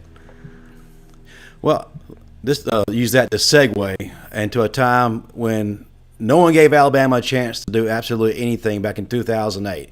We heard it literally every game. Every game was a prove-it game, starting with Clemson, and then the blackout game in Athens. Today, no one's giving us any chance. A lot of people think that we're going to get boat raced. But I remember the conversations being exactly the same when you guys went over to Athens.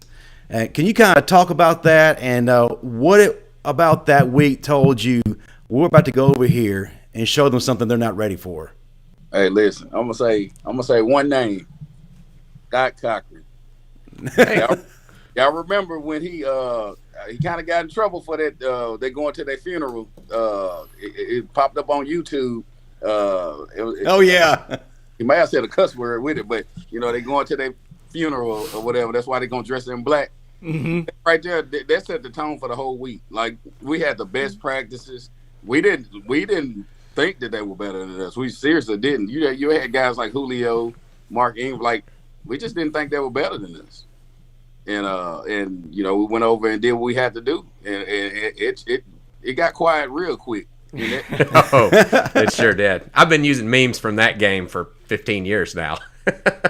Poor sad Georgia fans. I hope they're that sad today. It was so crazy because like we would be on the sideline after the touchdown and stuff. Just felt like you only could hear us. You couldn't hear their fans. It was quiet. It was like dark because it's black shirts. So it was like the lights were. I don't know. It was just weird, man. Weird. What's it going to take to make that happen today? O-line have to step up. O-line step up. If our D-line, play like they played last week, I really love Bryce Young. Believe in Bryce Young. That kid, man. He's special. But I think the O-line is gonna have to, step up, and I think that they can. We have the players to do that. We just gonna have to be physical. I agree with that 100%. What's an X factor in today's game that maybe people aren't really looking at in regards to Alabama having an edge over Georgia that can ultimately get that W for the Crimson Tide? As far as an X factor, I think the quarterback play. But quarterback play only, can go as far as the line, takes them. I think we have a more superior quarterback. We got pretty good special teams, so but I do think the quarterback play, which I think given the opportunity, Bryce Young is going to capitalize. Without a doubt. Well, speaking of special teams, before you go, now do you have to go right now? I know we're like a minute over. You got a minute? All right, cool. Well, speaking of special teams, we've talked about this on our podcast a little bit ad nauseum and stuff. We wanted to get a coach's opinion on. I am 100% for putting your best player. I don't care if it's Bryce Young on the kickoff team, which I know he's not the best player for it or whatever. A lot of fans giving criticism for having Jameis out there. How do you feel about that as a coach, and what's the philosophy and the mindset that goes into a decision like that? I think. Coach Saban puts guys in position for the future too. You're showing the NFL that this kid can do everything. Mm-hmm. Absolutely. Most fans don't look at it that way. Oh, that's true. We're looking ahead. Right. We're looking, to the next step. What's next? Yep.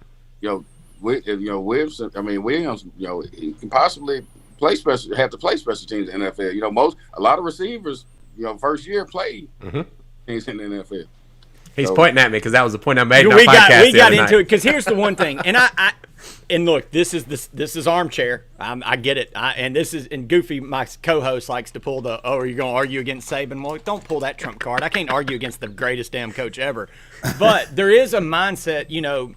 The risk there is you're Alabama, and there's no doubt you've got 4- and 5-star athletes all over that sideline. I know you're putting the best guy out there, but look what you lost in the second half. You lost your best offensive playmaker. Is there not an athlete on that sideline that True Williams is obviously the best for the role, because I ain't going to argue that. Saban's going to put the best dude out there. But is there not a dude that's adequate enough to maybe not risk your best offensive playmaker? I definitely understand that. And, I feel what you're saying, and I'm sure it is, but you got cats that's just better than others. But then I'm gonna tell you the flip side of that. What's the 7 that came in the game and caught the Jacory Brooks? When he had got that chance. Now that's the same. Damn it! I lost argument. Damn it! I lost. All right. He wanted to hear that. Thank you, Coach Stover. That's one of the things I've seen this year. This kid just came in the game, started balling. So yeah, he did. And what about him running the wrong route on the play before that, or making the wrong read, and then Bryce turning around and be like, "Go do that again. You're gonna get this touchdown." I love that. That's what I'm saying. Like he young, young guy that hadn't been in there much, so this guy came in and took us to overtime. Yeah. But Nakita, and this is coming. Look, man, I graduated from Alabama. I can't tell you the whole story. I know it's weird. I got Ole Miss home, but I grew up in Mississippi, big Ole Miss fan. But moved to Alabama, graduated from Bama, so I'm kind of split.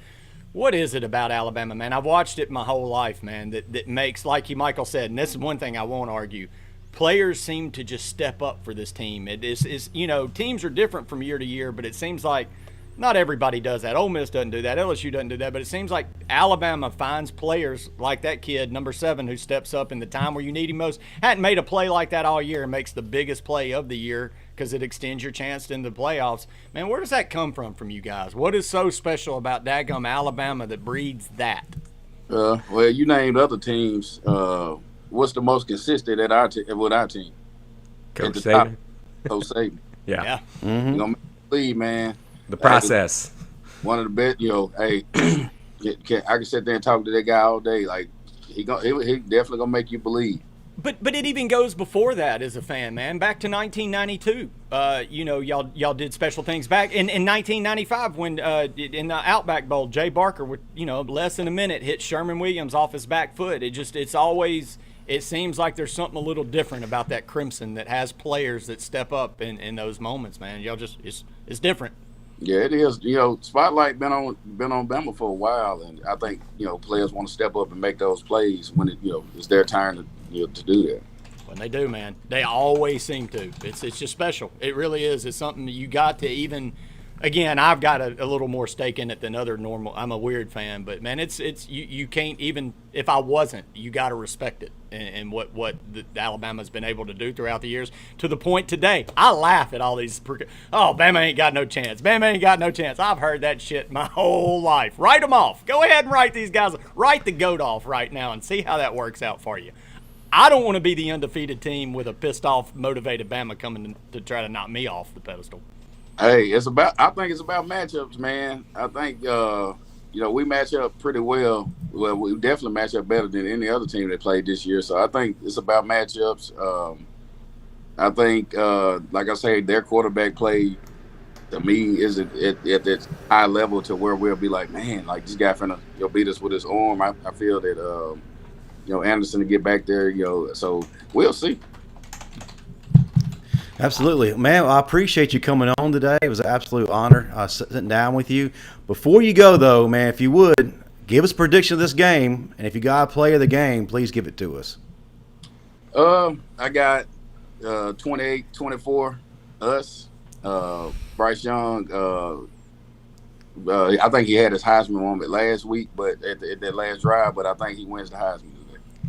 Oh, that's fantastic. Nice. That's fantastic. I love it. I'm going 27-6 because I wear crimson goggles all the time. And I got to say something. Thank you very, very much for coming on our show and spending your time. I know you're on a recruiting trip with your kid. It means a lot for us to take your time to do this. Absolutely. And also, toss a little thanks out to Austin P for giving you a quiet room with a great internet connection because we have not had a guest with this good of video and audio ever. So well done. All right. Appreciate that, guys. All right. Roll Tide. Thanks for the memories.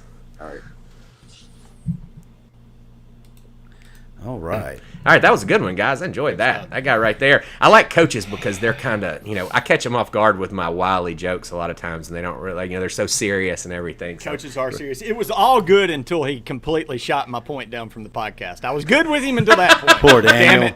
Poor. I'm stubborn, so I'm still sticking with. Damn it, we got your Alabama. And yet again, but to the point he made, and here's where I'm going to look. He's the GOAT for a reason, and like he said, he made such a good point, and Michael did touch on NFL. this. NFL, he's getting this kid ready for a future position, opportunity. I'm an idiot. He's saving. Well, and whatever. He brought up a very – looks like you even You're more half right on both sides. Looks like even more of your ponderings are pointless. Anyway, I didn't ponder that, thank God. He brought up a very key element to Coach Saban right now that a lot of us have forgot. And one of the things that Coach Saban has preached so often was creating value for yourself. And if you look on the offensive line, he has his players not confined to just one spot. He has them playing every position on the offensive line. In the secondary, you have guys who play every position in the secondary because, like Nakita was saying, he's getting them ready to make an NFL roster. And if you're not a first-round guy or first through third-round guy, chances are you're not going to crack that lineup. So you have to have some value to make a team. And for a lot of folks, it's special teams. Number 3. If you are a special teams warrior, you add a lot of value to yourself in terms of the NFL.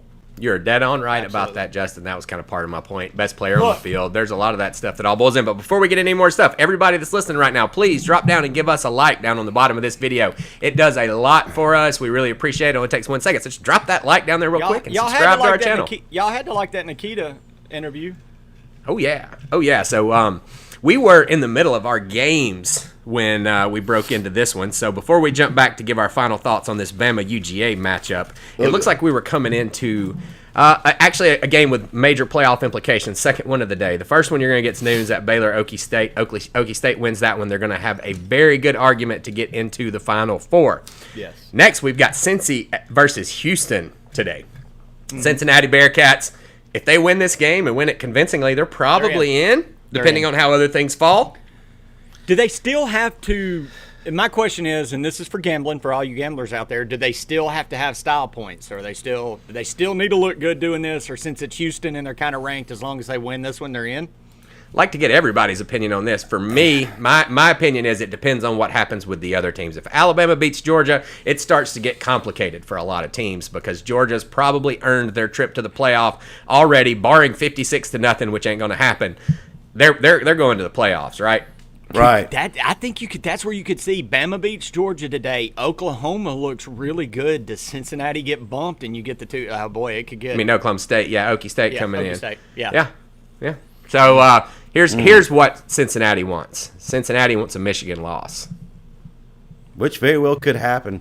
Michigan loss, Okie State loss. Cincinnati is sitting beautiful. I don't want to say it. They probably want Georgia to win too, but they can go fuck themselves on that because Bama's going to win this one. Eat a bag. But yeah, Eat a bag. Y'all got the support of the Rebel Nation right now because a Bama win puts the Rebs in the Sugar Bowl, and that's where we want them to go. So roll Tide. Sure. I mean, I'm saying that anyway, but the rest of the Rebel Nation is also saying roll Tide today. Oh, yeah, absolutely. And you probably end up with that Okie State team if they get left out. Or what's in the ACC? You could probably get Notre Dame. I think Notre Dame is Notre Dame is because I don't think Notre Dame can get. For once, I think Notre Dame is going to get left out regardless. They don't have a game to play today. That's why they're screwed. Notre Dame's out of the playoff discussion with their one loss, and with their one loss being to the team that nobody really wants to put in anyway. Yeah. That makes it double super. Really, a double whammy. Yeah, absolutely. Well, look, have you guys looked at the actual X's and O's in this game? SMU coming in. I mean, excuse me, SMU. Houston coming in with a solid team, right? They've been beating up on everybody that they play as well this year. They've only lost one game. Yeah, they're right. solid And if team. I'm not mistaken, they have not run up against Cincinnati yet. They're in opposite divisions. Is that correct? They have not. This is a very Georgia-like matchup where Cincy's getting the best of the other side. So what do you guys think in this one? What do you think? Is a 10.5-point line? Is Cincy going to cover that thing? Or are we thinking Houston might be able to give them a little bit of a run for their money? I think Houston's going to give them a little bit of a run for the money because, like I said, Houston's only lost one game. They're very talented. Yes, Change and his pick. Yes, they are playing in the American Conference. I get that, but they're one of the top dogs in that conference, and they essentially don't have anything to lose in this situation. Cincinnati has absolutely everything to lose, so they may be playing a little tight. They may be playing a little anxious, whereas Houston's going to be a little bit more loose and a little bit more willing to do more things. So this is going to be a lot closer than what the experts are thinking. Although Cincy really, to be honest with you, they had to have a sexy win and blow Houston out of the water to be considered for the playoffs should Alabama win. And there's a debate between Okie State and them getting in the playoffs, even though Cincy's undefeated. But this is going to be a lot closer, and don't be surprised with a lot of these close calls against inferior opponents if Houston wins today outright. Here's the thing, man. And I'm gonna say this. I'm gonna go out on a limb. I'm gonna say if Bama wins, you got Bama, Georgia, and if Michigan wins, you've got Michigan, and if Okie State wins, you got Okie State. Yeah, I think you'd. I think Cincy does not control their own destiny today. They don't. I think they need one loss to get in. Really? I do. I do believe that a Big Ten championship Michigan, or Big Ten champion Michigan, an SEC champion Alabama, a Big 12 champion Oklahoma State, and Georgia, who has done nothing but beat everybody's ass all year, going in. I agree. I think that would bump Cincy. Cincy, if you're watching out there, you know who to be cheering for. not Georgia, but all the other ones I talked about. Yeah, I think a lot of the public sentiments on Houston keeping this close. Keeping it close. Okay, well, that's an interesting game, guys. Keep your eyes on that one. Before this conversation, if I had to pick it, gun to the head, I would have taken Cincy, but I listen to my boy Justin a lot when it comes to matters of the ball. So I am going to probably change my opinion on that one. I might even go to pick 'em and switch that over to a Houston call. I'm going to have to run that by the pilot friend first, though. He's lived in Cincy. He's got a feel. Yeah, we're going to. All right. Well, that game's at 4 o'clock on ABC, guys, and there's another game coming on at 4 o'clock on ABC, so I'm not sure how much of this Cincy game I personally am going to be watching. Naren. It's a shame for Cincy. Even on top of that, Cincy goes out and blows everybody out today. Nobody's watching the damn game. This is not lining up good for the Bearcats. The powers that be that put them up against Bama need to be punched in the face, because that's a terrible thing to get your conference in the playoff, playing them up against the biggest game of the damn day. Which is another indicator as to where their playoff hopes lie. I mean, if they really felt like Cincinnati was going to make the playoffs, then they would have scheduled this game at a time, like you just said, where eyes will be on them. Check this out. Talk about pressure on Cincinnati right now, okay? They've got the pressure. The other team has nothing to lose. Let's say that they go into their game knowing Okie State just lost. How does that impact their mindset? Oh, my God, if we win, we're in. Yeah, that's Does that huge. put more Big pressure factor. on them? Does that make it even harder? I think so too, Justin. I think so too. So, for those of you out there betting, you might want to see how this Okie State game is going before you start throwing your money down on the Bearcats or the Cougars, right? Mm-hmm. 4 o'clock. We're going to skip this one because we all know this is how we're going to close it out with the Bama game. Got another 4 o'clock game that not a lot of people are paying attention to that has actually come up a couple times through this show casually. But we have got Coach Sanders. Coach Prime. Coach Prime. Time. Don't call him by his first name because nobody does that to Nick. Don't do that. Nobody does it to Nick. Prairie View versus Jackson State.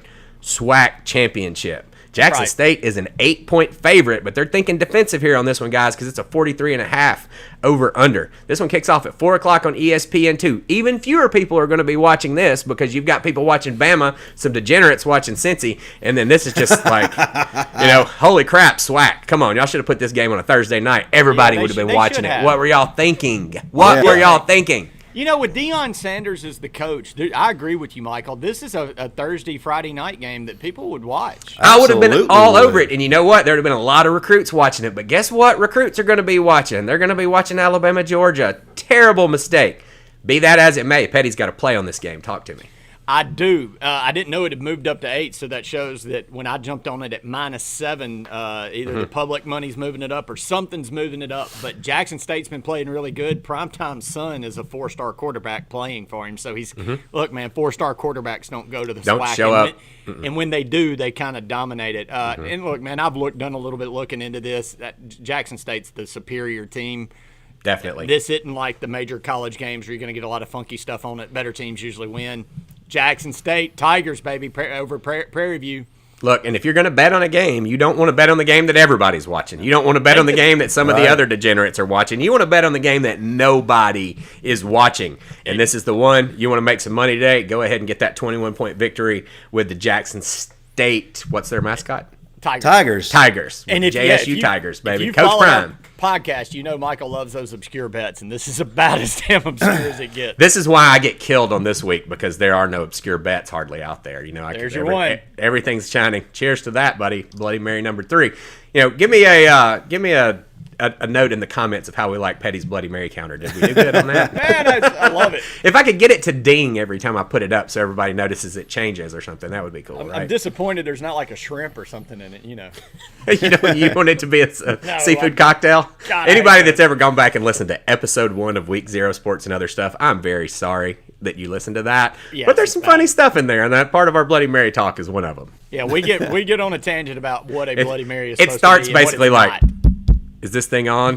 We like two monkeys that have never seen a microphone before. It's very, very funny. So, Hello, Earth. And we could go back and make it better, but nah. We'll just own it. All right, moving on. We've got another big game. Hold on. You got anything for me on this SWAC game? I do.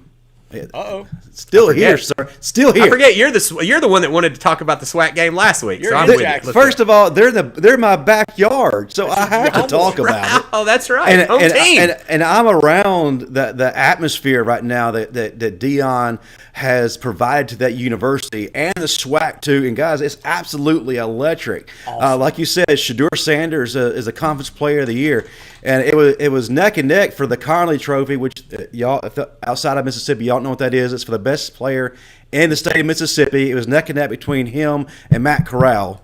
Yeah. Also, Dion's other son, Shiloh, on defense is balling out too. Lockdown guy. But here's the biggest thing that nobody I think Vegas knows, and this is probably why the line's moving up. Deion Sanders has had the whole state buy into this program. Yes. And for the first time in a long time, he's actually sold out games at Jackson State's stadium. And right now, where's the SWAC championship being played? Jackson, Mississippi. The game is sold out. You're going to break somebody's speakers tapping on your table. Sorry, I'm getting animated here. I'm excited, Coach Prime. Coach Prime.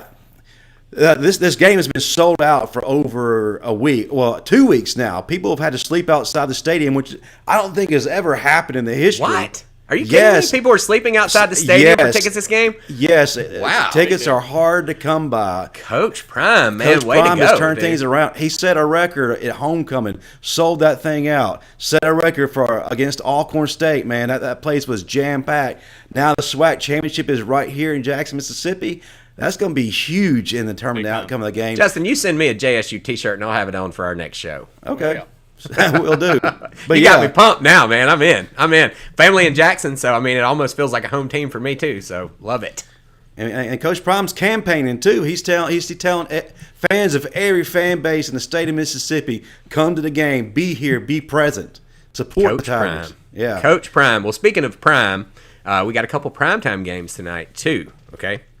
Let's talk about the ACC game first because it's not as big of a deal. We have got two of the best offenses in the country, depending on how you measure. I mean, take it with a grain of salt. I get it. But that quarterback over at Pittsburgh's the real deal. I have a feeling he's going to have a good time on Sundays. And Wake Forest has been an offensive juggernaut, barring last year. They had Jamie Newman the year before. They were showing out and really surprising people. It seems like they're kind of building up a program here. Again, at the beginning of the year, if you told us the ACC championship here in my hometown in Charlotte would be featuring the Pittsburgh Panthers and the Wake Forest Demon Deacons, we'd all laughed you out of the room, right?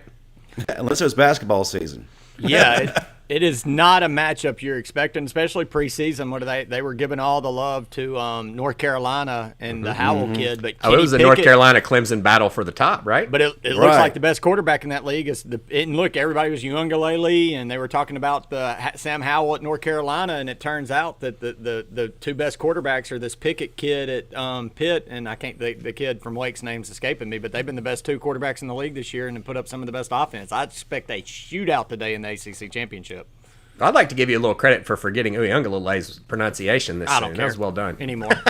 But he lost the right for me to continue to remember that after the first game when I spent so much time trying to learn it for a player that it's really good. Well, I'm still working on number 10 for Alabama. I cannot say it. I'm not even going to try. To Toto. Just can't do it. Toto. Haven't succeeded. All right, guys. What do you think in this game? So it looks like Wake is a 3.5-point favorite. You'll be able to catch this one. First off, if you just put your TV on ABC today, you're going to have games straight through. You got the 12 o'clock with Baylor, then you got that Cincy and Houston matchup, and then you got Pitt and Wake down at the end. So ABC's got a pretty good slate of games if you're watching the second-rate games. So Pitt versus Wake. Wake plus 3.5, over under 71.5, expecting a shootout as we all expect. Do you guys see an edge in this game? Yeah, Kenny Pickett. Yeah. I think in the Wake's big games that they have played this year, which aren't many in the ACC because your league sucks. So the one or two games when you got to step up, they didn't do it and they got beat. I think Pitt is the better team. I do think this is a shootout. This is one of my pick three. Jackson State was my first in my pick three from the podcast. This was actually one of my other two of the three.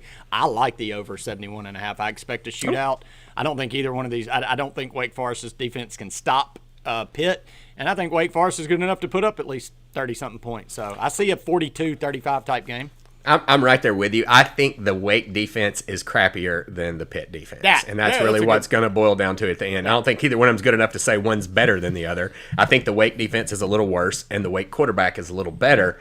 Put those two things together right there, and I see a pretty easy cover for Pittsburgh if they can do anything on defense. Yeah. Well, like I said, Pickett gives the edge, but also, too, Pitt has a semifinalist for the Blitnikoff Award in Jordan Addison. So that's another big name. And I just think that Pittsburgh's got too many weapons, and I have opportunity to watch them this year. They're a solid team as far as ACC goes. But, yeah, I think they're more established, and I think that they feel like they belong there more than maybe Wake Forest does. So I think Pitt's going to win by 10 or 15 in this one. 2 points on that. Agree with you 100%. Petty, how are you going to feel with the matchup against the Pittsburgh Panthers if it does go Sugar Bowl and if the powers that be decide they want to see two of the most powerful offenses on earth going up against each other? Do you like your odds? I do, and I like it because we'll win. But I'm not going to lie, man. I'm getting kind of selfish right now. Ole Miss played Pitt in the Birmingham Bowl, which I know that doesn't matter. Names don't matter, but it does to me. I'd rather see if Notre Dame's going to fall out of the top four, I'd rather kick their ass in a bowl game. Yeah. That's what I want to see, too. And I've got a great guest for this show in mind if we can get that done. And I won't leak that out until the time comes. But as everybody on this show knows, I don't bring the guests to the table. You know what I mean? I bring out computers and stuff. That's my deal, right? So very excited if I can actually pull that off. Everybody pull for Ole Miss and Notre Dame in some bowl game. Yeah, do that because we will be able to treat you to an actual historical treat. We'll just say that, right? That's right. All right, guys. So that's the undercard at our primetime slot. We've got the Big Ten championship, and this looks a lot like the SEC championship. Nobody's giving Iowa any second looks. Everybody's Michigan all over the way. Again, as you know, once you beat Ohio State, you are then deemed the best team in the history of football. So that's what's going in to play Iowa in the primetime matchup tonight. What do you guys think about this one? Okay, let me give you the numbers. Sorry, I forgot. Michigan minus 10.5, minus 11, depending on where you're looking. Over under 43.5. So they're looking at Michigan shutting down Iowa. Thoughts, Justin? First of all, my question in this game is Michigan finally beats Ohio State. They finally get that monkey off their back. Is there emotional letdown? Michigan has never been in a position to where they can close the door on the conference and win the whole thing and advance to the college football playoff. So my question is, how are they going to respond mentally going into this game? And you're going against an Iowa team where Kirk, what's his name? His coach. Ferentz. Kirk Ferentz. Kirk Ferentz, sorry. I had a hard time with names lately. I got you. He's notorious about making games uncomfortably close. So, and you're also looking in the Big Ten in terms of defense and the nation in terms of defense. You got two of the best going against each other. So you're not going to see a whole lot of points in this situation. Mm-hmm. So who's going to win that physical battle?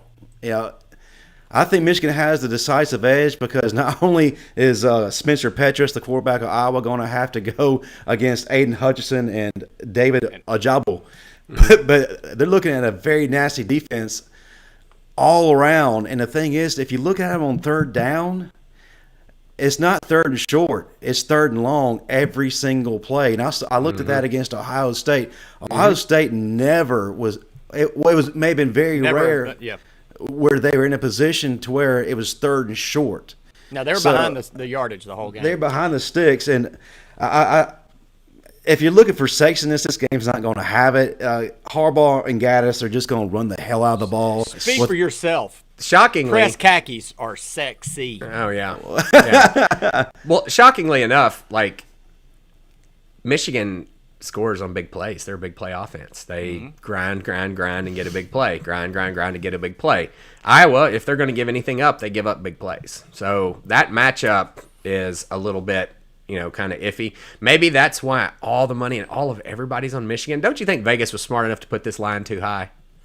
Because after that big win last week, they needed to jack this up. It was probably going to be a 6-point game before Michigan beats Ohio State. Is the money on Michigan right now? I mean, it's a landslide right now. Oh, is it? Yeah, oh yeah. It's just a waterfall in Michigan. Really? That's the one game? Okay. I didn't Now, I know haven't that. checked since we started the show. Things could have changed in the last couple hours, but when I looked this morning, it's Well, pretty the much line's it's moved up to 12.5. So that's why it's moving. And when you see the line move with it, it kind of almost makes you want to take the favorite. If I don't see that line moving and the money's piling on, I'm like, okay, Vegas likes what they're getting. The money's starting to mess with my head right now because I'm going to tell you my thoughts on it right now. I've tried to fade Michigan all year. I always like to give Harbaugh hell, but each week, man, I'm going to be honest. If you've watched, Michigan stepped up to the plate. Basically, that's what they do. They play a boring brand of football, but it works. The one thing that Justin brought up out of the gate, man, do you have it's been 6 years coming for Harbaugh to beat Ohio State. He finally does it. The letdown is that happens. I don't see it happening here. You've got too much to play for, and I think that their look is winning by 9 a letdown though. Like, let's be honest. Let's talk about it from the side. Winning. I think he's more so. I think he's more so maybe talking about Michigan possibly losing because Michigan at some point under Harbaugh's regime has had that game. You're like, what in the blue hell? Why did they lose that game? But they haven't had that. I believe that was Michigan State this year. Yeah. Okay.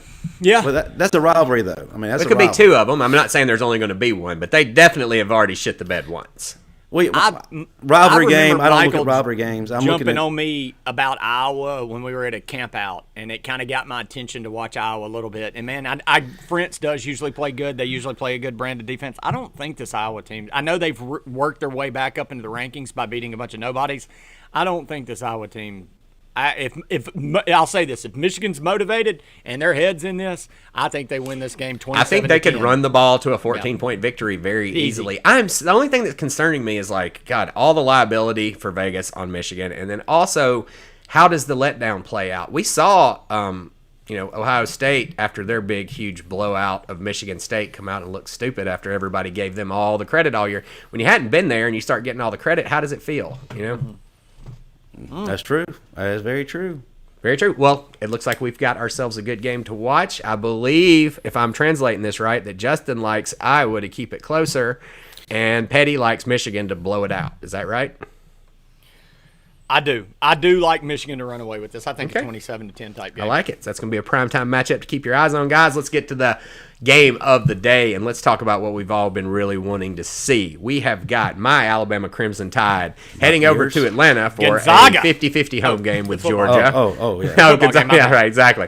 Gonzaga tonight, right after the game, so it's either going to be a consolation game or, we're going to be all so excited that we bet too much on Bama and lose our money there. Drunkenly bet on Bama. We're going to win this one too. Yeah, exactly. -6.5 right now as it stands, UGA. I mean, like I said, virtually a home game, but they'll split the fans 50-50. 49.5 over-under, probably the lowest over-under Bama's been in all year. 4 o'clock, CBS, Gary, the everyone's favorite commentator, Danielson. And here we go, guys. This is the one everybody's been talking about all year. Hey, if anything, regardless of the outcome, this is the last game we had to deal with Gary for the year. No more Gary. The end. For the year or forever? Is the final is when we move over to ESPN. Oh, no. We got one more year? One more year. Bitch, yeah. I thought this was the year. I've been celebrating that Gary was done today. That's unless you watch the Army-Navy game. So, hey, somebody go out in my yard and take down all those celebration banners. Well, he's okay in the Army-Navy game, but yeah, he's tolerable. But no. So I'm going to break these down for you, and I want to get your guys' kind of short opinion on here. Let's try to wind this down in about the next 10 minutes. All right, so First things first. Let's go with not the strength on strength so much. Let's go with the Alabama defense versus the Georgia offense. Where do you guys see the advantage on that one first and foremost? First and foremost comes up front. The way our defensive line has been playing with Fedarian Mathis, Byron Young, Will Anderson going off. This isn't the usual strong Georgia offensive line. And plus, they got a few players dinged up on that offensive line. So I think there's a decisive advantage there. And then, two, Stetson Bennett's, 5'7"? I mean, he's Frodo back there. So he's going to have a hard time seeing over these big bodies. He's going to have to do some rollouts. So I think if they make him run. I mean, if they make him run, but also too, you're looking at a situation. Normally, if Georgia's healthy, they got a 3-headed monster at running back. But their running backs are kind of dinged up. The only running back that's actually 100% healthy is James Cook. And I think out of the three anyway, he's the alpha dog. He's the best one back there. But he's a beast. But here lately, we've shut down power running games, and honestly, Auburn's running game is a lot better than Georgia's running game. That's just my personal opinion. The biggest matchup I'm looking at right now in regards to Georgia's offense is Brock Bowers. We have always had a hard time going up against big tight ends and offenses who use the tight end a lot. I mean, look what we did against Texas A&M. This is another situation where, This has always been a problem for us. How do we fix that? Florida last year. What was that dude's name? He was awesome. That mismatch at tight end they had. Pitts. Kyle Pitts was a freak of nature. So I mean, traditionally under Saban, we've had problems against these guys. So all right, who's going to be final analysis on that matchup for us, real quick. Give us one sentence on who you think is going to win that matchup, Justin. I think Alabama's going to win that matchup. The Bama D. So you got the Bama D. All right, Petty, what do you got on this Bama D versus the Georgia O? This is the swing in the game. This is where Bama can turn the game to the Tide's favor because I do believe they have the ability to shut down Georgia's run game and for the first time this year make Stetson Bennett have to make passes when they matter. Look, he's made passes when they haven't mattered, and they looked all pretty, but they weren't under pressure. He's very good at throwing to the open man. I think this is the equalizer. Okay, well, and I agree. More thing. Go for it. And I don't know, we haven't really mentioned this, but I have a strong feeling at some point Kirby Smart is going to put in JT Daniels. Because of a lack of production on offense. I'm with you on that. Not just just to throw Alabama off because he's going to assume that they've not prepared. Half. If we shut him down in the first half, second half's going to come out with JT Daniels. He's going to think he's doing some kind of magical Tua thing, but he's just being Bama Jr. You know what I mean? The same old thing. But I agree with you. On the Bama defense versus the Georgia offense, I do think this is the matchup of the game because it helps us maintain that field position battle. In a game, we're not usually dealing with battling field position outside of last week and everything. This is going to be another one of those games where field position matters a lot. I think our defense will absolutely limit the Georgia rushing attack to the point that makes them need to pass, and I think that's their weakness, and I think that is where we have a slight advantage here. Now, if Georgia's offensive line does what they've done all year and just push our guys around, we're just going to do like everybody else and get stepped on the way to their end zone, right? Let's just hope that that's not what happens. Yeah. All right. Agreed. Next, before we get into the major matchup that everybody wants to talk about, what about special teams? What do you guys think about the special teams matchup out there, Justin? And you're probably the only one with enough knowledge to get this deep into it. I'm a special teams dumbass, so I'm checking out of this. No, I think we have the special teams advantage. Even though Pay doesn't, even though you don't agree with Jameson Williams being out there, decisive advantage helps. I don't, even though it's wrong. I think it helps, yeah. Best on best in all positions, and Jameson Williams makes an impact, not just returning the ball, but also in coverage. Protecting, in coverage, yeah. And we got a good kicker. We finally got a good kicker. Last week, I've never been so nervous. Every time we've walked up to kick anything in Auburn, we generally screw up and lose it, see the first quarter, or maybe second quarter. I like that we got a kicker that's got a little bit of ice water in his veins finally. So coverage, Bama plus. Kicker, Bama plus. The only advantage Georgia has is maybe a punter. Our punter is not exactly medium. Booting it, man. He's averaging maybe like 37.5 yards per punt. So that's field position is going to be huge in this game. So, yeah, look at that. Absolutely. All right. And, Patty, you're checking out on that one. I kind of got the same insights that you do. Georgia's return game's been strong all year. Their coverage game's very good. I think it's probably about even. I'll be honest. I'm more checking out because I know dick about Georgia's special teams. Well, guys, this is coming up. I will say, though, no slate to spit it out. No slight to Slade. No slight to Slade. But he doesn't have the nitro in his legs to be returning punts. We got to think of someone else in that position. I'd like to have JoJo Earl doing that if he was back or whatever. Christian Leary is a speed demon, track guy. Yeah, but what kind of punter does Georgia have? And me and Michael kind of touched on this. This is one of my plights. You don't see many punt returns anymore because the style of punting those low line drives, kick it to the corners. You see like maybe one punt return a game. So I think they have Slade back there because he's your most reliable to at least stop the damn ball. Because he's not supposed to drop it, right? Yeah, that's Well, right. special teams, we hope that that's not the deciding factor in the game, but I'll take it if we win by that. But what really everybody is looking at, guys, is this number one, greatest in the last 150,000 years, Georgia defense going up against an Alabama offense that's had offensive line troubles, hasn't got any running backs, had struggles to stop the blitz, and going up against this nasty Georgia defense. Now, on the other hand, a Bama offense that has shown that it can absolutely score when things are working. So, Daniel, you go first because I want Justin to go last on this one. What do you think about this Bama O versus Georgia D matchup? Is there an edge? The edge is Georgia, man. Yeah, There's of no course, doubt about it. But here's the thing. You're going to have to do what teams have done to beat Alabama over the past several years. You're not going to line up and smash mouth Alabama football them like you have your entire life. It's different. I know it's a tough pill to swallow, but you're going to have to take that old. Give me all the pills. You're going to have to take that offensive mismatch route this time. For once, we're going to have to do things a little different because we're not running straight at this defensive line. Misdirection, stuff like Counters. that. But here's Screens. the beauty. You've got the best quarterback that Georgia's defense has seen all year.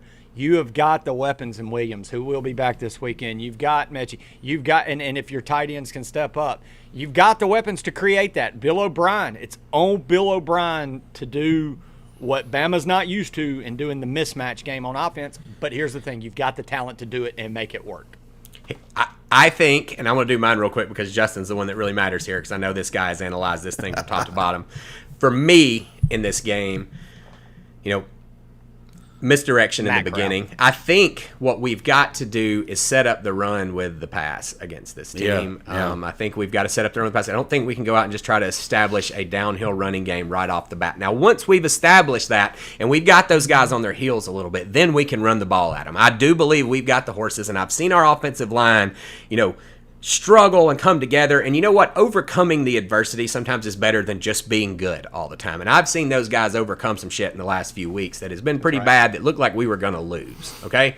And they've overcome it, and they're getting better. And I'm going to put my faith in that right side of the offensive line to have their game of the life, the game of their year, and give us a chance to go up against this Georgia defense. Because if they don't block, we're not going to have a chance. But if they give us a chance, I got all the faith in the world in Bryce Young to cut them up. And I think Bryce 100%. Young's legs are going to be the difference in this game, because I remember Kirby being our defensive coordinator. The only thing that ever got us was RPOs and a damn mobile quarterback that could run around back there. And if our line can be disciplined enough not to run too deep and not get down the field when Bryce has those options, I think we can get them. Now, I'm going to say it. Georgia defense has the edge in this matchup, but I think we can create one.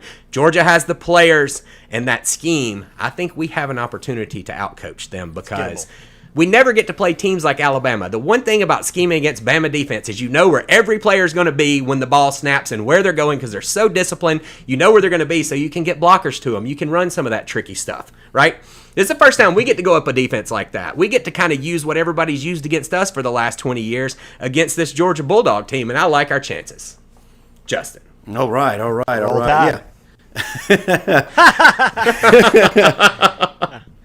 They do have the decisive edge. I mean, you can't deny what that front seven of Jordan Davis, Nolan Smith, Devontae Wright, N'Kobe Dean. We all know their names by now. Screw you, N'Kobe Dean. You Benedict Arnold. He's still got some Ole Miss little poison in there from him sliding you guys on signing day, right? But one of the things that Alabama, in regards to this defense, has to do that no other team has been able to do this year is don't allow Georgia's defense to dictate how you operate your offense. That's right.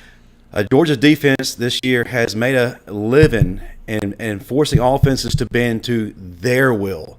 They're controlling what they do. They're controlling their play calling. We can't do that. Even if Georgia is doing some good things and they're getting to us, don't change your whole game plan, because that's what they want you to do. So what we got to do is we got to expose their secondary. Offensive line, you're going to have to provide us with a little bit. But expose that secondary, get the ball to Jamison Williams. But for the love of God, someone other than Jamison Williams needs to carry the weight of the offense. Someone's got to step up. Build off that momentum with Jacory Brooks. Missing person support. Just get rid of it. Let's get Jaleel Billingsley involved. He's a matchup nightmare. He's a game changer. Gosh, yeah. And you know what? He's been so out of the spotlight and everything whenever he finally gets a chance to make a play. Granted, he made a good catch last week. A lot of times he drops them and messes up because he's so rusty from not doing it right. You know, and I know he's a better player than that. I've seen him. He's fantastic. We just need it. Let's throw all that out. We all seen what he's done or not done this season, but this is a game where the Jaleel Billingsley we saw towards the later part of last season to show up, because I don't think Georgia has anybody who can govern. That's just the truth of it. Like you're saying, fast, screen, counters, run tempo, get the ball out quick. Don't give Georgia misdirection. Biggest thing. Take advantage of how good they are at reading. Take advantage of how good they are at reading the offense. Right. You know what? Maintain possession. No 3 and outs. We gotta have sustained drives. Even if we don't score on those drives, have sustained long drives to where our offense is not constantly going off the field. Biggest thing that's going to make it's going to make a huge difference for Alabama. Don't beat yourself. Georgia makes a living off of other teams beating themselves. If you saw in the Tennessee game, you saw in the Florida game, there were points where both teams were somewhat hanging in there with Georgia, but when they started beating themselves and making those mistakes, Georgia jumped on it. They will capitalize. And they didn't look back. I think if Alabama can get off to a fast start and get 2 touchdowns on the board out the gate, I think Georgia's going to have a hard time offensively. Regardless of what they do on defense, I think they'll have a hard time catching up with us. Here's the thing a lot of people don't really think about. It's the minor details in the game that really tell you how it's going to end when you have close matchups like this. What do you do? And normally I can answer this question at the drop of a hat. Ole Miss game, I know the answer to this question most of the time. I have struggled with this one. Do you take the ball in the first half, or do you give it to them in the first half? We have got that defensive advantage on them. We think we can stop their D and maybe get a short field. But on the other hand, if we don't and they score first, are we on our heels? Second, if we go down and put a touchdown on them right off the bat, they're behind the gun. So what do you choose if you're sending your guys out to go pick the kickoff right now? I say defense first. Make them score on us. Forget us getting the first possession and going down and score. Make Georgia's offense prove that they can move against our defense is playing at a high level right now. So 100% of the time as the underdog, you take the ball, score first, put the pressure on them, always. Except for this time. Because I do believe Bama has the confidence and believes that if they kick off, their defense can get the ball and make Georgia punt Give out of the us gate, a short field. and then you get the ball out of the half. This is the one time I'm absolutely for as the underdog kicking off, because I believe that's where Bama's best advantage is on defense and can kind of turn that tide quick. So, I agree. Week 0 consensus, guys. We're going to do it now. We're about to close this thing down. I got to get your score predictions going around the loop. Petty, you're first. Tell me how it's going to go. 17 years ago today, in a football analogy, I outpunted my coverage like no Rebel has outpunted their coverage and married a brilliant, beautiful bombshell crimson net from Alabama. So on this day of my anniversary, how can I not roll with the Tide? 27-20. 27-20. I love it. I love it. The under, because I also like the under in this game. Okay. Roll Tide. All right. Roll Tide. and happy anniversary, love. I love you. Yeah, absolutely. Man, I've been going back and forth this all week, man. It's just, it's been a myriad of emotions. So, I just showed everybody how high the Bloody Mary counter goes. We'll see if Petty can ever get above it. I was about to say, man, he just, woo! He just, okay, there's 2 more and 10 more to that. Okay, I got to stop thinking about it. Alabama 27, Georgia 24. Dear God, can we all pick Alabama 27? Did y'all cheat off me? Because I've been saying it all day, 27-6. I've been calling 27-6 since last week, and I know Super Crimson glasses, and I know that's very unlikely, guys. But I do think if all went as planned, Alabama defense can keep Georgia out of the end zone, and I think keeping them out of the end zone and getting them stressed out while getting a few points ahead of them could make them stop believing in themselves. And they haven't had a chance this year where they've had to decide, can we do this? And if we can put them in a chance where they don't know if they can do this or not and get them a little bit unconfident and make them second guess their moves, then we could come out of this game victorious.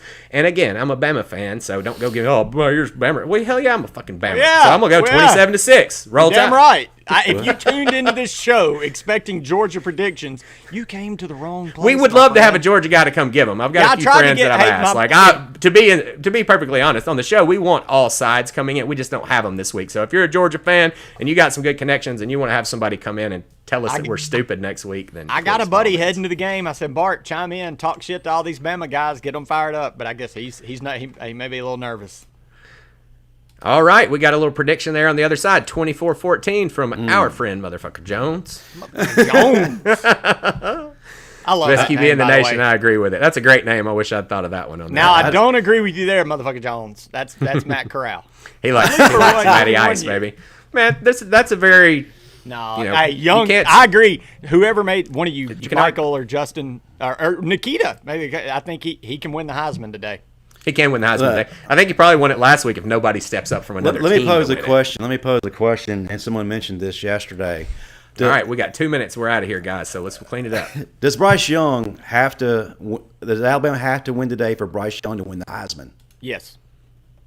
No. Yes. No. If the Alabama defense comes out and we don't understand, Georgia beats us, 38-35, and Bryce puts 5 touchdowns on that Georgia defense, you can write it down. He's in there, right? So no, we don't have to win, but it sure as hell helps a lot.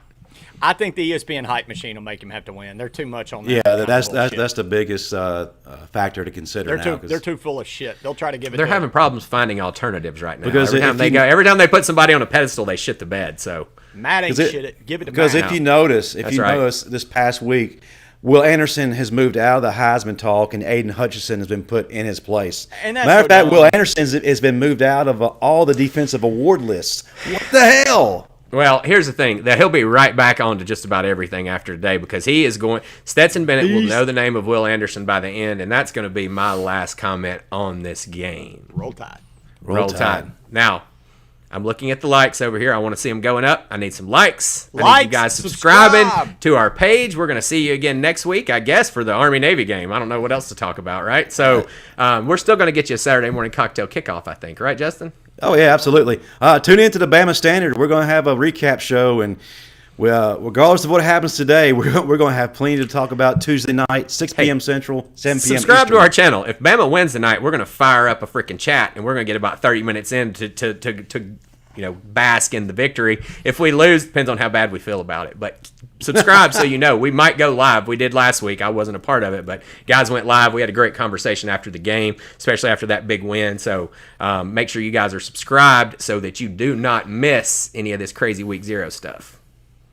Oh, yeah. Roll Tide. Roll Tide. Roll Tide, motherfucking Jones. Roll Tide, You everybody. ready, buddy? It's time. All right, y'all go put your bets in, and let's get this day going. All right. See y'all in the after. Over and out, everybody. Well, always got to do my graphic at the end. It takes me a little while.